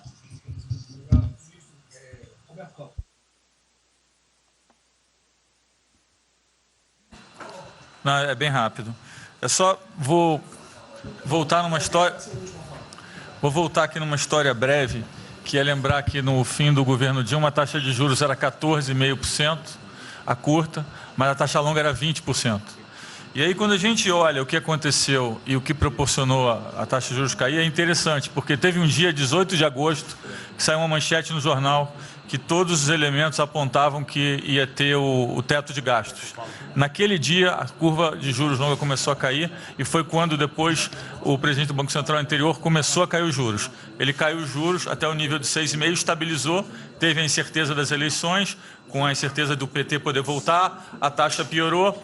Depois, curiosamente, quando o mercado entendeu que ia ter a Previdência, foi quando abriu espaço para cortar os juros novamente. Então, a razão dos juros ter ido de 14,5%, ou 15% ou 20% para o que está hoje foi o fato da sociedade, do mercado ter entendido que o governo ia ter disciplina em relação às contas públicas. Isso a gente não pode esquecer. Tá? Se me permite, Roberto, então você está dizendo aí que não só a Selic, bem como a taxa longa, nós devemos basicamente a PEC do teto, é isso? Isso. Okay. Estou dizendo exatamente isso. E depois também a Previdência. Então, dito isso, eu acho que é importante a gente passar essa mensagem. Um outro tema só, aí em relação ao plano, 3 pontos só que eu acho importante. A gente tem feito reuniões entre os banqueiros centrais de vários países do mundo quase todas as semanas. E eu acho que tem 3 pontos que são importantes. Primeiro, existe um consenso hoje que o mundo privado está com muito medo de tomar risco. Então, que não vai ter como ter uma saída rápida sem que o governo não entre de alguma forma tomando risco, porque o mundo privado está com medo de tomar risco pelo fator medo, que é o fator que o doutor mencionou, que eu acho que é muito importante. Se amanhã você permitir todo mundo ir no estádio de futebol ver um jogo, será que todo mundo vai sair de casa e vai? Qual é o fator medo? E o fator medo é interessante, porque quanto mais informação você tem, mais medo você tem, porque a mídia joga medo. Então, você tem hoje uma classe mais alta que tem mais medo que a classe mais baixa, exatamente porque eles têm mais acesso à informação e a informação é enviesada. Então, o primeiro ponto é esse tema de tomar risco. O segundo ponto rápido é um tema que eu acho que está muito crescendo também, está crescendo bastante, que é a análise, que a gente chama de análise intertemporal. Quando você faz uma ajuda, quando o governo faz um gasto, geralmente acontece 2 coisas. Ou você bota fundo perdido, ou seja, esse gasto não vale nada, e aí vai ter um reflexo na economia, na taxa de juros, ou as pessoas exageram e falam, não, esse gasto vai ser multiplicador. Provavelmente não é nenhuma coisa nem outra. O que eu acho que falta de analisar os gastos do governo é o quanto desse gasto que eu recupero lá na frente, via preservar emprego, via manter uma empresa viva que ia morrer. Então, eu acho que falta análise completa do gasto. O gasto nunca é fundo perdido. Também ele nunca é muito multiplicador, ele é um meio do caminho entre uma coisa e outra. E o que eu acho que falta é a análise de eu vou gastar tanto e esse gasto vai ter essa efetividade. Por exemplo, existe uma percepção do mercado que dinheiro para governador e prefeito é dinheiro jogado fora. Pode ser que seja mentira, mas existe essa percepção hoje. E tem vários vídeos rodando por aí, os senhores devem ter visto, de que o dinheiro vai para a prefeitura e não vai parar, porque vai em bem intangível, que é difícil de controlar. Vai em programa que você nunca tem como monitorar. Então, acho que é importante esse tema de fazer essa análise intertemporal, de ver realmente qual é a eficiência do gasto. E, por último, último ponto, conversando com investidores, a gente tem feito isso, inclusive nós fizemos uma conversa, 2 bancos centrais com investidores, inclusive de infraestrutura, e o problema principal que aparece em toda a conversa no Brasil, do investidor privado, é que, no passado, toda vez que o investidor privado entrou, teve muita sacanagem. O tema da governança é super importante. Então, eu estava conversando com o Marinho, a coisa mais importante desse projeto, na minha opinião, é garantir que a governança é boa, para o investidor privado ter certeza que ele vai estar junto com o governo, ou ele vai estar em grande parte tomando risco, às vezes o governo vai tomar um pouquinho, mas que é uma coisa que ele não precisa se preocupar na frente com a governança. E o jeito de melhorar a governança é colocar agentes internacionais que fazem governança mundial. A gente conversou um pouco sobre isso, é só isso. Obrigado. Obrigado. Ministra Damares, por favor. Perdão, o Marcelo já falou? Não. Não. Ministra Damares. Ministro, parabéns pela ideia, mas eu preciso lembrar, e eu preciso fazer sempre isso para que a gente não perca o foco, a questão de valores, ministro. Esse governo tem o pilar dos valores. Não se pode construir nada neste governo sem a gente trazer valores. Nós estamos sabendo, e a gente está falando o tempo todo, que nós não seremos mais os mesmos depois dessa pandemia. O mundo não será mais o mesmo, nós não seremos mais o mesmo, e nós vamos ter que fazer uma revisão de políticas públicas no mundo todo e no Brasil. Nós vamos ter que nos reinventar, com certeza. Neste momento, o que nós estamos vendo aqui no nosso comitê?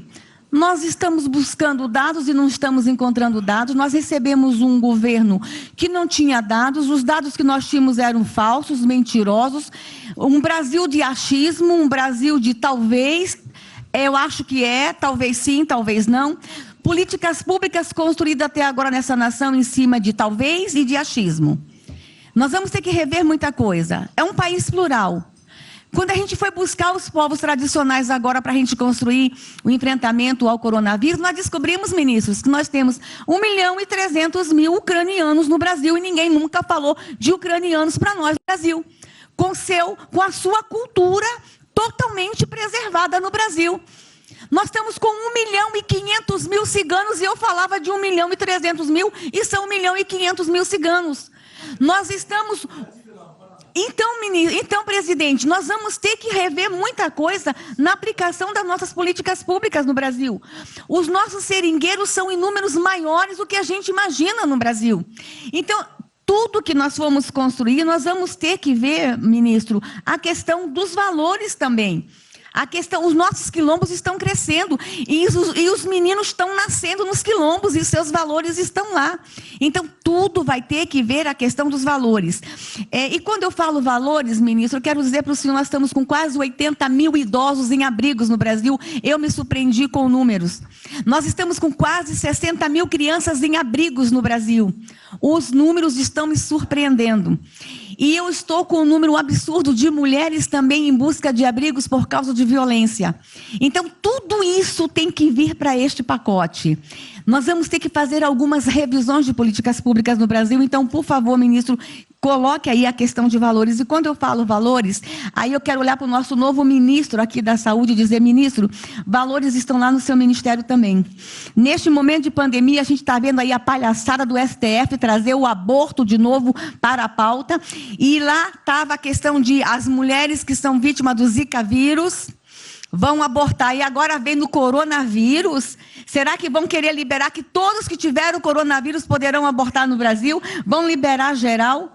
O seu ministério, ministro, está lotado de feminista que tem uma pauta única, que é a liberação de aborto. Quero te lembrar, ministro, que está chegando agora, este governo é um governo pró-vida, é um governo pró-família. Então, por favor. E aí, quando a gente fala de valores, ministro, quero dizer que nós estávamos sim no caminho certo. A gente não precisa reinventar muita coisa, não. E eu quero citar aqui o exemplo da política indigenista, como este governo estava construindo.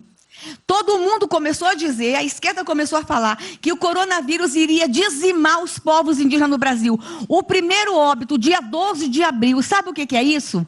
A forma como nós estávamos conduzindo a política indígena no Brasil. Primeiro óbito, dia 12 de abril. E eu fui lá para a Amazônia, em Roraima, junto com o presidente da FUNAI e o secretário nacional de saúde indígena, para acompanhar o primeiro óbito. A forma como a gente conduziu deu muito certo. Vamos ter que melhorar? Vamos ter que melhorar. E por que nós fomos lá, presidente? Porque nós recebemos a notícia que haveria contaminação criminosa em Roraima, em Amazônia, de propósito, em índios, para dizimar aldeias e povos inteiros para colocar nas costas do presidente Bolsonaro. Eu tive que ir para lá com o presidente da FUNAI e me reunir com os generais da região e o superintendente da Polícia Federal para a gente fazer uma ação ali meio que sigilosa, porque eles precisavam matar mais índio para dizer que a nossa política não estava dando certo. Então, o que a gente estava fazendo estava dando certo, o que nós estamos fazendo está dando certo. Então, aqui, general, todo o nosso trabalho que envolve políticas de valores precisa estar aqui no Pró-Brasil. E aí, presidente, só para encerrar, eu quero dizer para o senhor que a sua angústia tem razão de ser. Nunca houve tanta violação de direitos no Brasil como neste período. Direitos fundamentais foram violados. No nosso Disque 100 tem mais de 5 mil registros, ministros, de violação de direitos humanos. Mas o senhor tem uma ministra de direitos humanos e uma equipe muito corajosa. São mais de 5 mil procedimentos e ações que estão sendo construídos. Governadores e prefeitos responderão processos. Idosos estão sendo algemados e jogados dentro de camburões no Brasil. Mulheres sendo jogadas no chão e sendo algemadas por não terem feito nada. Nós estamos vendo padres sendo multados em R$90 mil porque estavam dentro da igreja com 2 fiéis.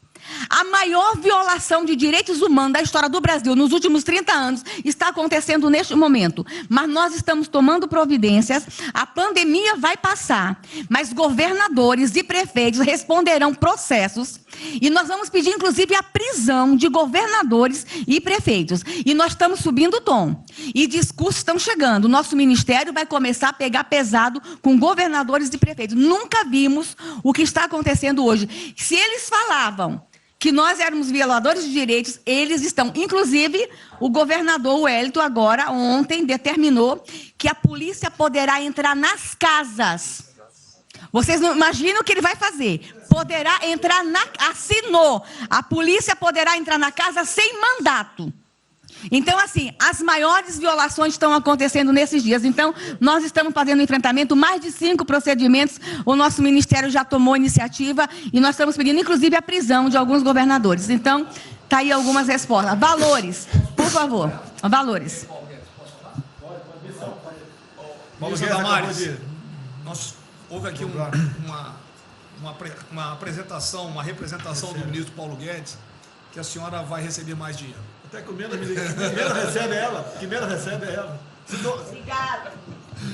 Ministro Marcelo, por favor. Obrigado, vou ser bem breve também. Primeiro, parabenizar o ministro Braga Neto pelo Pró-Brasil. Deixa uma coisa seguinte, eu fico bem... Não é trabalho meu, hein? É trabalho da equipe e eu roubei ideia de um bando de gente aqui. Eu roubei ideia aqui, ali, eu roubei ideia, tá? Eu aproveitei a ideia, eu só coordenei. Um cronograma importante do projeto. Obviamente, todos os ministérios, como o Ministério do Turismo também, já estamos finalizando até amanhã esse programa de retomada.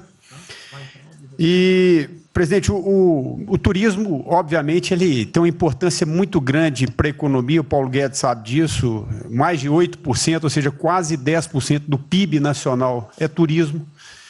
E o presidente falou que vai extinguir o ministério porque o turismo acabou.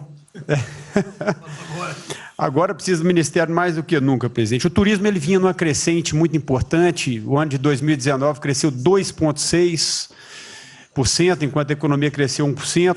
Gerou 163% a mais de emprego do que o ano de 2018. E, obviamente, no meio dessa pandemia, foi o primeiro a ser impactado e de forma brutal.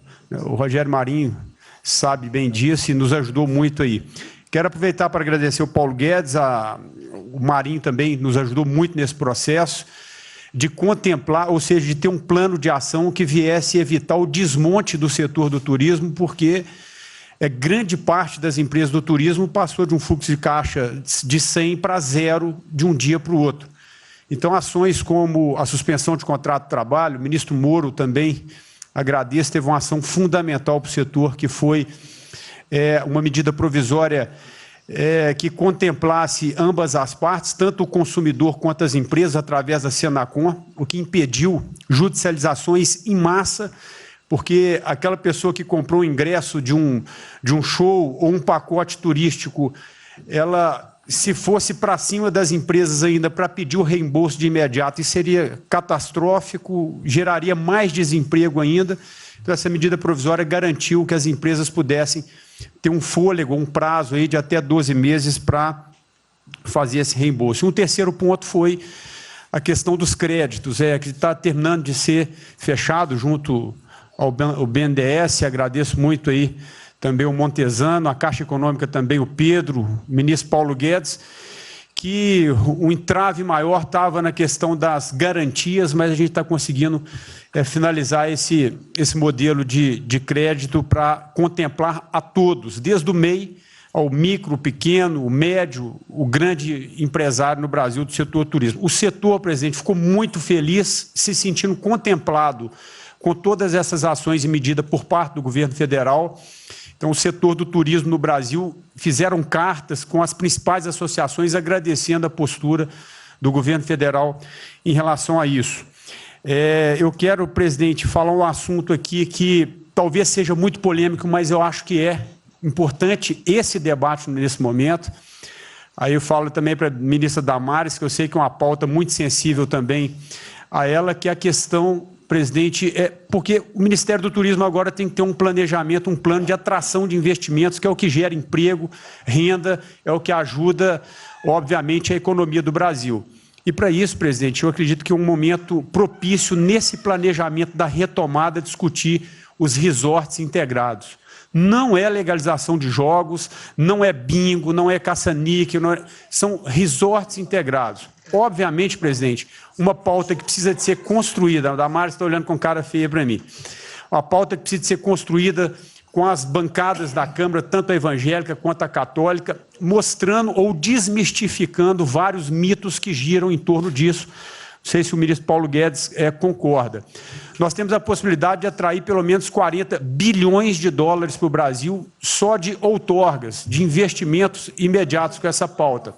Mas o que precisa ser feito, presidente, é realmente desmistificar a questão de evasão de divisas, de lavagem de dinheiro, de tráfico de drogas, e para isso eu sugeriria que nesse debate pudéssemos contar com o Ministério da Justiça, através da Polícia Federal, o Ministério Público na mesa, a Receita Federal, os órgãos de controle, mas, obviamente, presidente, uma pauta que só levaríamos para frente se a gente conseguir pacificar ou nos fazer entender pelas bancadas evangélicas, pela bancada católica, para que não haja uma distorção na comunicação disso. Tem que ser um projeto muito bem feito, que eu acredito que pode ser, aí, nesse processo da retomada, uma grande oportunidade para o Brasil atrair grandes complexos, dos quais apenas 3% são utilizados para os cassinos.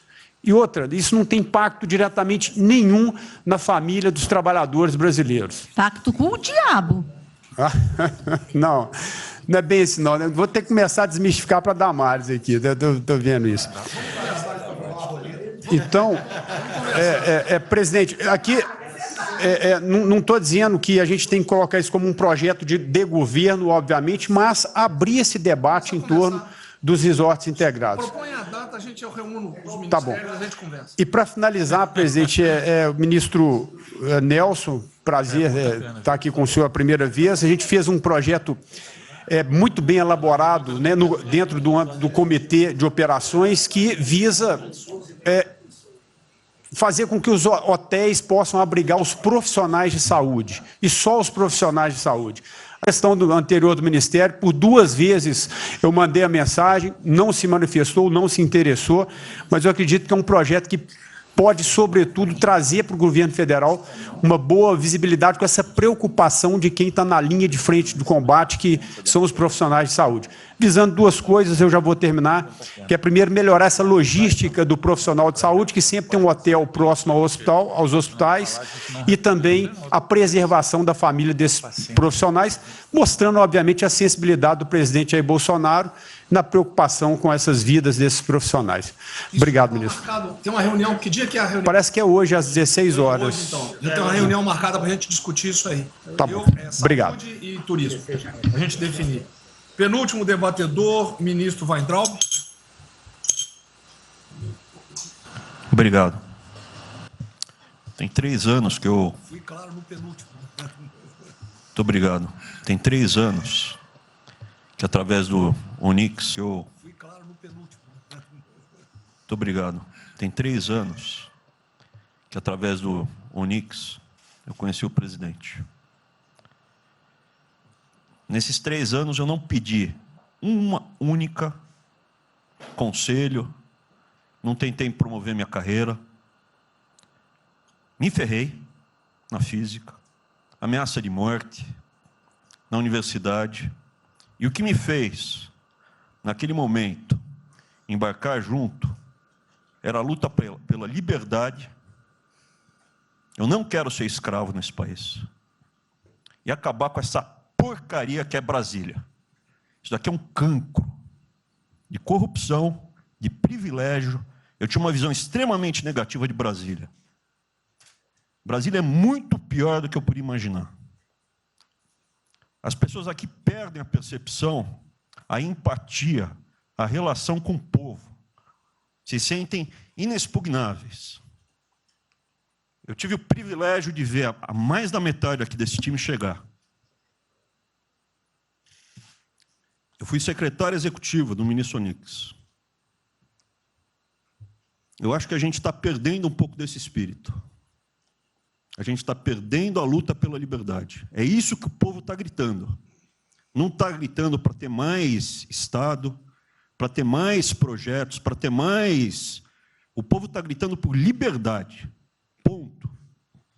Eu acho que é isso que a gente está perdendo mesmo. O povo está querendo ver o que me trouxe até aqui. Eu, por mim, botava esses vagabundos todos na cadeia, começando no STF. E é isso que me choca. Era só isso, presidente. Eu realmente acho que toda essa discussão de vamos fazer isso, vamos fazer aquilo, eu vi muitos ministros que chegaram, foram embora. Eu percebo que tem muita gente com agenda própria. Eu percebo que tem, assim, tem um jogo que é jogado aqui, mas eu não vim para jogar o jogo. Eu vim aqui para lutar. E eu luto e me ferro. Eu estou com um monte de processo aqui no Comitê de Ética da Presidência. Eu sou o único que levou processo aqui. Isso é um absurdo o que está acontecendo aqui no Brasil. A gente está conversando com quem a gente tinha que lutar. A gente não está sendo duro bastante contra os privilégios, contra o tamanho do Estado. E eu realmente estou aqui de peito aberto, como vocês sabem disso. Levo tiro, odeio o Partido Comunista. Ele está querendo transformar a gente numa colônia. Esse país não é... Odeio o termo povos indígenas, odeio esse termo, odeio. O povo cigano, só tem um povo nesse país. Quer, não quer sair de ré. É povo brasileiro, só tem um povo. Pode ser preto, pode ser branco, pode ser japonês, pode ser descendente de índio, mas tem que ser brasileiro, pô. Acabar com esse negócio de povos e privilégios. Só pode ter um povo. Não pode ter ministro que acha que é melhor do que o povo, do que o cidadão. Isso é um absurdo. A gente chegou até aqui. O senhor levou uma facada na barriga. Fez mais do que eu. Levou uma facada. Mas eu também estou levando o bordoado e estou correndo risco. E fico escutando esse monte de gente defendendo privilégio e teta. Entendeu? É isso. Negócio, empréstimos. A gente veio aqui para acabar com tudo isso, não para manter essa estrutura. E esse é o meu sentimento extremamente chateado que eu estou vendo. Essa oportunidade se perder. Eu sou, evidentemente... Eu estou no grupo dos ministros que está mais ligado com a militância, evidente, porque eu era um militante. Eu estava militando de peito aberto, continuo militando, do ponto de vista de carreira. Eu poderia ter tentado me dar bem. Não foi isso que eu fiz. Não foi isso que eu fiz. Sei que isso daqui é um palácio, existem intrigas palacianas, estou sendo muito franco. E a gente pode sim perder a liberdade, perder esse país. Ninguém vai se dar bem. Quem vai se dar bem são pouquíssimas famílias. Pouquíssimas famílias. Não se iludam. Não se iludam. Era isso. Deixa eu complementar aqui. O que o Weintraub está falando, eu estou com 65 anos, a gente vai se aproximando de quem não deve. Eu já tenho que me policiar no tocante a isso daí. São pessoas aqui em Brasília, dos três poderes, que não sabem o que é povo.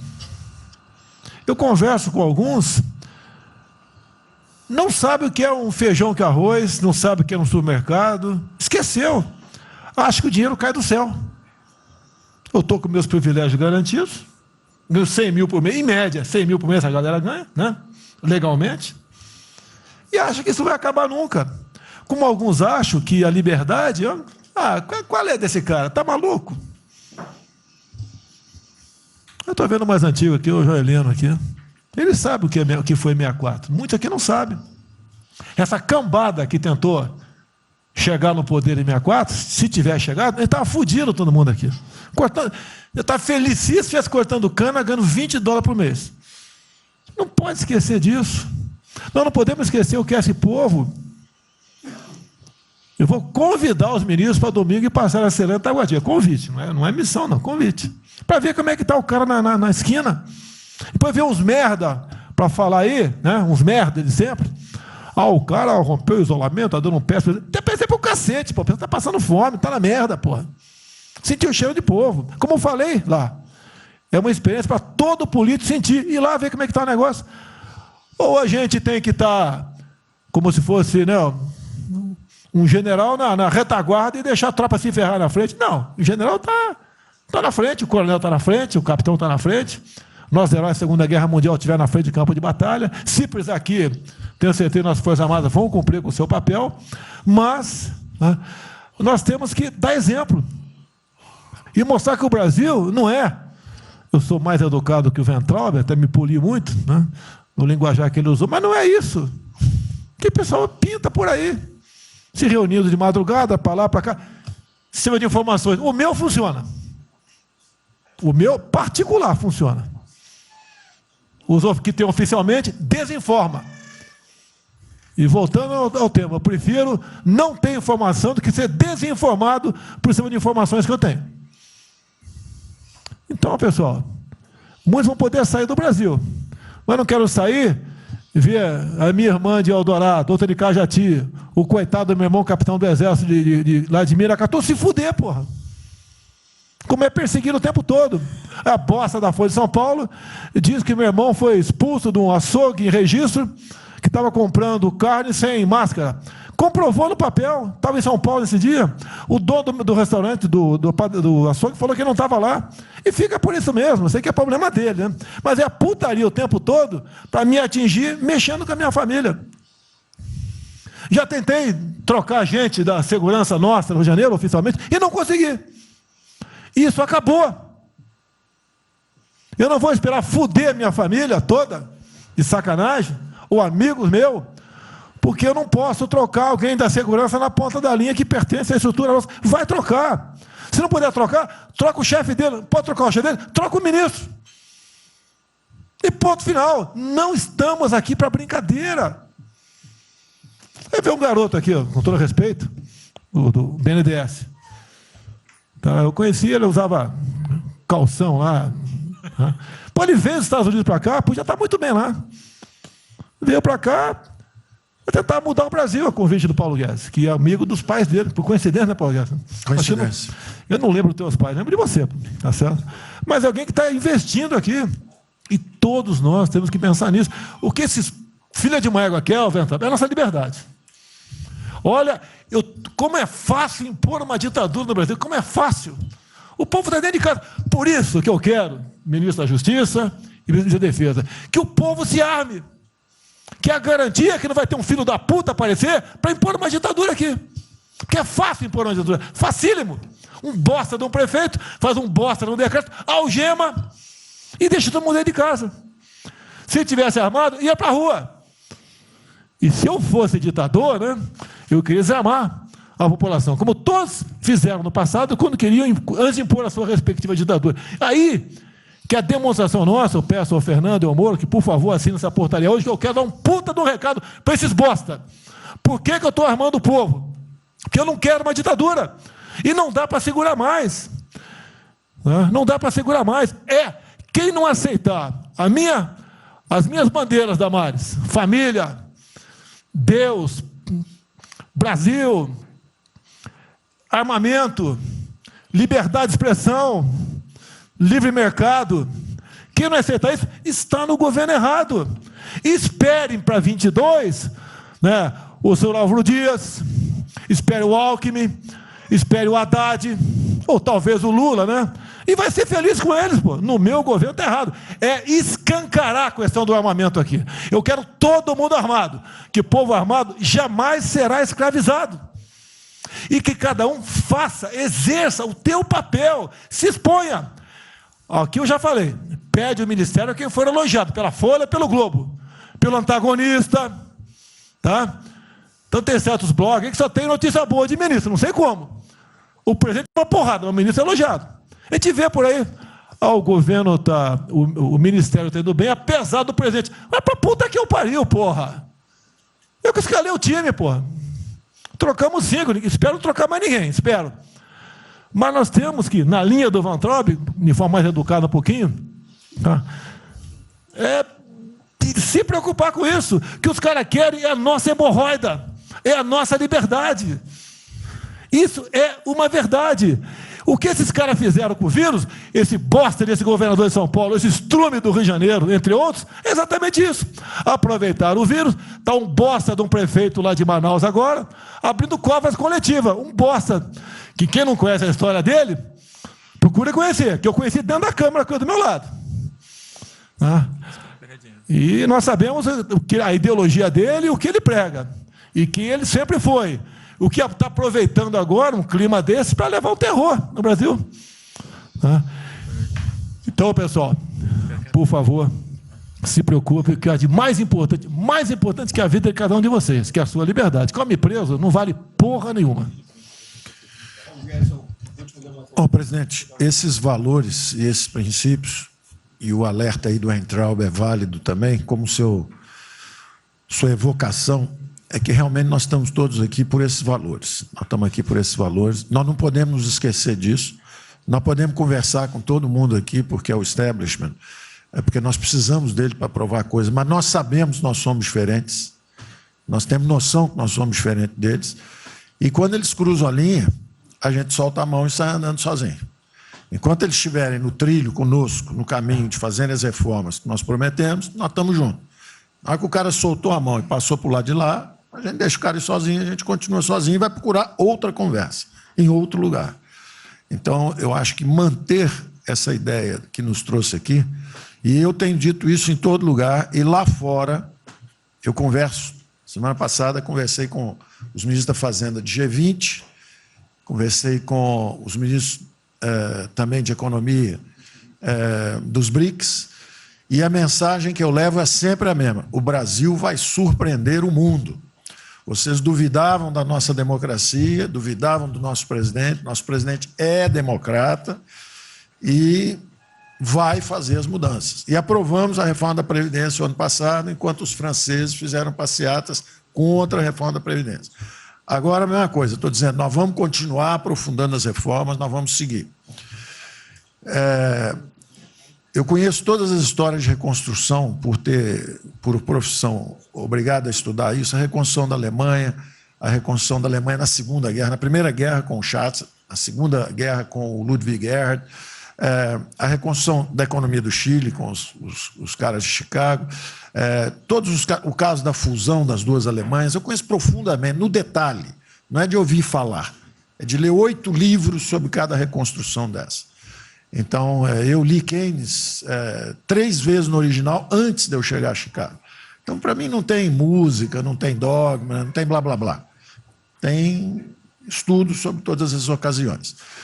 E nós demos uma demonstração disso quando nós estávamos indo numa direção norte, com as reformas estruturantes, e, de repente, em 3 semanas e meia, nós fomos para o sul. E nós somos elogiados hoje lá fora.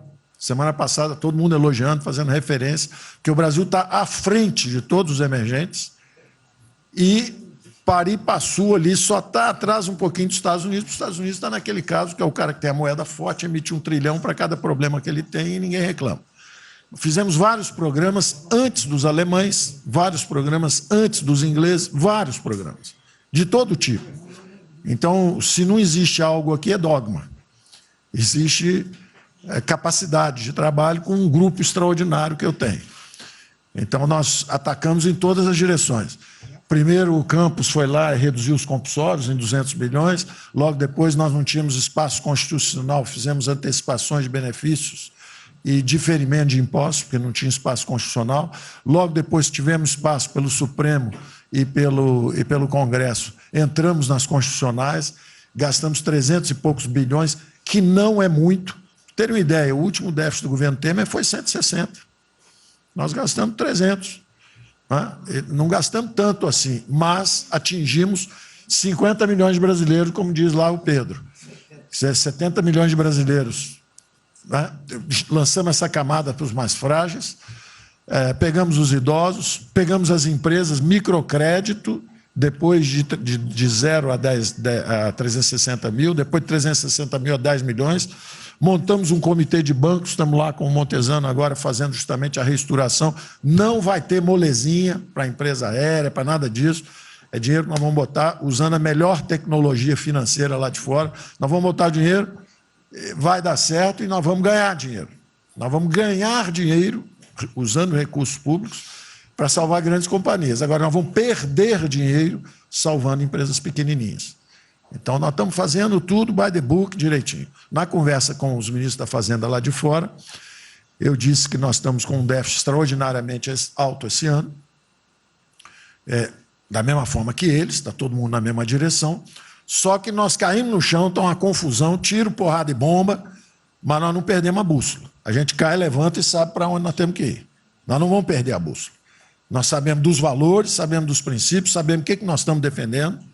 Nós estamos defendendo liberdade, liberdade econômica, liberdade política. Nós sabemos o que nós estamos defendendo. E estamos agora, no meio dessa confusão, derrubando a última torre do inimigo, que é uma coisa que nós vamos fazer a reconstrução e a nossa transformação econômica. A outra coisa são as torres do inimigo que a gente tinha que derrubar. Uma era o excesso de gasto na Previdência, derrubamos assim que entramos. A segunda torre era os juros estão descendo e vão descer mais ainda. O Campos tem o mapa já, nós estamos descendo. Então, para ter uma ideia, o ano passado, para esse ano, 120 bilhões a menos de juros. Um plano Marshall por ano, né? Sem juros, de juros a menos. Então, nós sabemos, e é nessa confusão toda, todo mundo está achando que estão distraídos, abraçaram a gente, enrolaram com a gente, nós já botamos a granada no bolso do inimigo. 2 anos sem aumento de salário. Era a terceira torre que nós podíamos derrubar. Nós vamos derrubar agora também. Isso vai nos dar tranquilidade de ir até o final. Não tem jeito de fazer um impeachment se a gente tiver com as contas arrumadas, tudo em dia, acabou, não tem jeito, não tem jeito. E o presidente está no ponto futuro, porque o presidente falou o seguinte, tudo bem, tem a primeira onda que é a da saúde, mas tem a segunda que é da economia, e uma vem agarrada com a outra. Nós estamos ainda tentando sair da primeira, a segunda já está querendo bater. Eu ainda acho que nós estamos preservando os sinais vitais da economia brasileira. Ela, para mim, ainda é um urso hibernando. Você baixa sua energia para zero, consumo de energia para quase zero, só respira, mas quando você sai da gruta, você sai para comer o primeiro bicho que passar, você tem força. Nós não podemos deixar isso graças à super safra da nossa Tereza, à logística do Tarcísio, a comida está chegando, as exportações estão seguindo, a China é aquele cara que você sabe que você tem que aguentar, porque, para vocês terem uma ideia, para cada $1 que o Brasil exporta para os Estados Unidos, exporta 3 para a China. Você sabe que ele é diferente de você, você sabe que geopoliticamente você está do lado de cá. Agora você sabe o seguinte, não deixa jogar fora aquilo ali não, porque aquilo ali é comida nossa, nós estamos exportando para aqueles caras.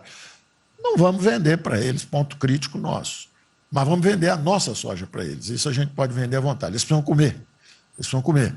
A Índia também vai precisar comer, vai ser o trading da água, eles vão dizer que é a melhor trading da água. Outro dia alguém comentou comigo, acho que foi o Campos, não foi, Campos? Foi. É o trading da água, quer dizer, os caras precisam de alimento, não tem água, nós temos muito mais água do que eles têm, então eles vão ter que abrir mão da agricultura para fazer outras coisas e nós vamos poder exportar para eles também. Então nós temos um mapa de voo bom, nós temos uma equipe jovem, preparada, todo mundo trabalhando juntos, e nós não vamos perder o rumo, nós não podemos perder o rumo, então vai ter muita conversa, vamos para cá, vamos para lá, vamos fazer isso, vamos fazer aquilo, não vamos perder o rumo não. Pode dar vestimento, bota peruca loura, passa batom vermelho, faz uma opção de coisa que for necessário politicamente, mas não vão perder o rumo econômico, não, nós sabemos onde nós estamos indo. Então eu estou só dando uma mensagem de tranquilidade para todo mundo aqui, que é o seguinte, nós não estamos fazendo nada exótico, dogmático, nada disso, nós estamos indo numa direção. Fizemos o que o mundo inteiro fez, em 3 semanas e meia, nós fizemos o que o mundo inteiro fez, só que nós não vamos perder o rumo, não. Nós sabemos para onde nós vamos voltar já já, tá certo? E se o mundo for diferente, nós vamos ter capacidade de adaptação. Por exemplo, eu já tenho conversado com o ministro da Defesa, já conversamos algumas vezes, quantos 200 mil, 300 mil, quantos jovens aprendizes nós podemos absorver nos quartéis brasileiros? 1 milhão? 1 milhão a R$200, que é o Bolsa Família, R$300, para o cara de manhã faz calistenia, aprende civil, organização social, como é que é o OSPB, né? Organização Social Política, né? Faz ginástica, canta o hino, bate continente, de tarde aprende a ser um cidadão, pô. Aprende a ser cidadão, disciplina, usar o tempo construtivamente, pô. Voluntário para fazer estrada, para fazer isso e aquilo. Sabe quanto custa isso? R$200 por mês, 1 milhão de cada, 200 milhões, pô. Joga 10 meses aí, 2 bi, isso é nada. Então nós vamos pegar na reconstrução, nós vamos pegar 1 bilhão, 2 bilhões e contrata 1 milhão de jovens aqui. A Alemanha fez isso na reconstrução. Aí você também quer fazer estrada, precisa de 3, 4 bilhões a mais, tem um orçamento de 8, toma aqui seus 4 bilhões. Isso não faz falta. Isso não faz falta. Não é isso o problema. A mesma coisa o nosso problema do jogo, nos recursos integrados, não tem problema nenhum, são bilionários, são milionários, executivos do mundo inteiro. O cara vem, fazem convenções. Olha, o turismo saiu de 5 milhões em Singapura para 30 milhões por ano. O Brasil recebe 6. Uma pequena cidade recebe 30 milhões de turistas. O sonho do presidente de transformar o Rio de Janeiro em Cancún, lá Angra dos Reis em Cancún, aquilo ali pode virar Cancún rápido. Entendeu? A mesma coisa, Espanha. Espanha recebe 30, 40 milhões de turistas. Isso aí, uma cidade da Ásia. Macau recebe 26 milhões hoje, na China. Só por causa desse negócio. É um centro de negócio. É só maior de idade. O cara entra, deixa a grana lá, que ele ganhou anteontem, ele deixa aquilo lá, bebe, sai feliz da vida. Aquilo ali não atrapalha ninguém. Aquilo não atrapalha ninguém. Deixa cada um se fuder. Ô, Damares, deixa cada um... Damares, o presidente fala em liberdade. Deixa cada um se fuder do jeito que quiser. Principalmente se o cara é maior, vacinado e bilionário. Deixa o cara se fuder, pô. Lá não entra nenhum brasileirinho. Não entra nenhum brasileirinho desprotegido. Se a CGU tiver como controlar a entrada e a saída do dinheiro... Isso, então vamos lá. Se não tiver como lavar dinheiro sujo... Então, só para terminar, as observações também finais ali, o Campos falou duas coisas também interessantes. Então, o Campos falou duas coisas interessantes ali. Uma é o seguinte, o estrangeiro, para vir para fazer os investimentos, eu recebi um embaixador, já reportei isso para o presidente, eu recebi um embaixador dos Estados Unidos e ele veio conversar conosco. E a mensagem maior dele era uma só. Assim, olha, nós queremos um bom ambiente de negócio. Nós vamos colocar centenas de bilhões de dólares aqui. O mundo inteiro quer investir no Brasil. Agora, nós precisamos de um bom ambiente de negócio. Simplificação de impostos, segurança jurídica, coisa desse tipo. Não é? Então, o secretário do Comércio americano, que é o Wilbur Ross, o cara me disse o seguinte, eu só tenho um conselho para vocês. Vamos aderir ao GPA, é o General Purchasing Agreement, que é o seguinte, é um acordo, nós com a entrada na OECD, nós assinamos esse acordo, e esse acordo diz o seguinte, não pode haver nenhuma compra governamental sem transparência. Acabou. Então, basta a gente fazer isso, quer dizer, vai fazer concorrência para concessão, privatização. Então, nós já estamos na pista certa, já estamos indo na direção certa. Só uma informação sobre isso aí. Eu fiz uma reunião com o pessoal da OCDE essa semana agora, foi semana passada, né? Semana passada, falando do nosso interesse, eles falaram que sim, já nos consideram da OCDE. Sim. Tá? Então, os ministérios, estou falando isso porque vários ministérios têm uma pauta a cumprir. Vamos continuar nisso porque, vamos dizer, a impressão foi excepcional.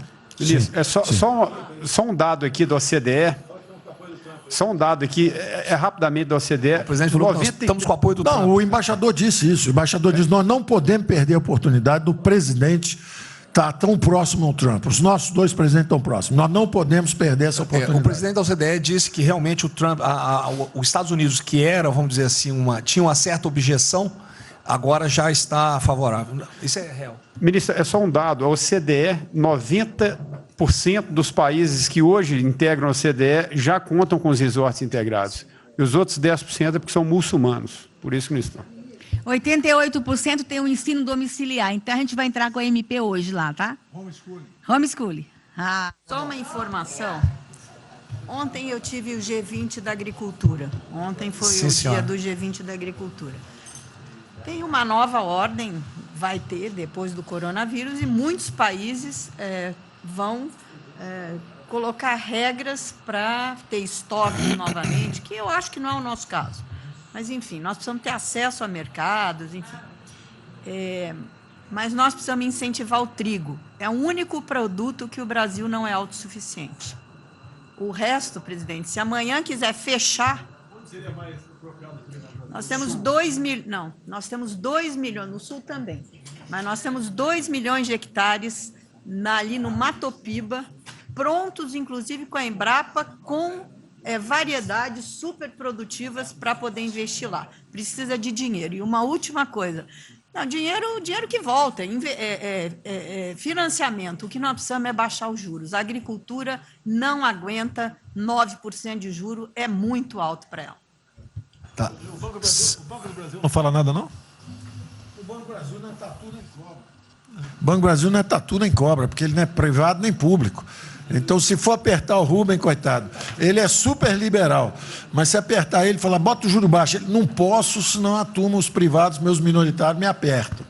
Aí você fala assim, bota o juro alto, ele, não posso, porque senão o governo me aperta. O Banco do Brasil é um caso pronto de privatização. É um caso pronto, e a gente não está dando esse passo. O senhor já notou que o BNDE e a Caixa, que são nossos públicos, a gente faz o que a gente quer. O Banco Brasileiro não consegue fazer nada, e tem um liberal lá. Então tem que vender essa porra logo. Na próxima reunião aí.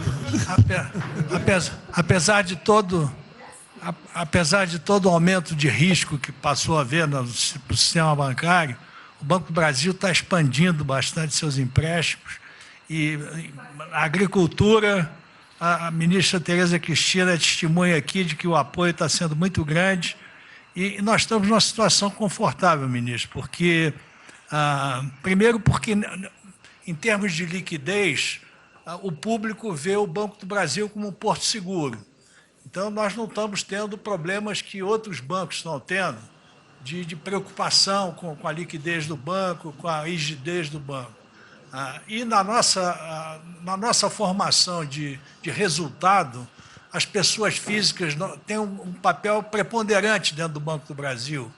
E nós temos a felicidade, nesse momento, de contar com folhas de pagamento de empresas públicas, das Forças Armadas, né, que, em termos relativos, estão numa situação mais segura do que o cidadão comum, que não participa de empresas públicas. Mas só confessa o seu sonho.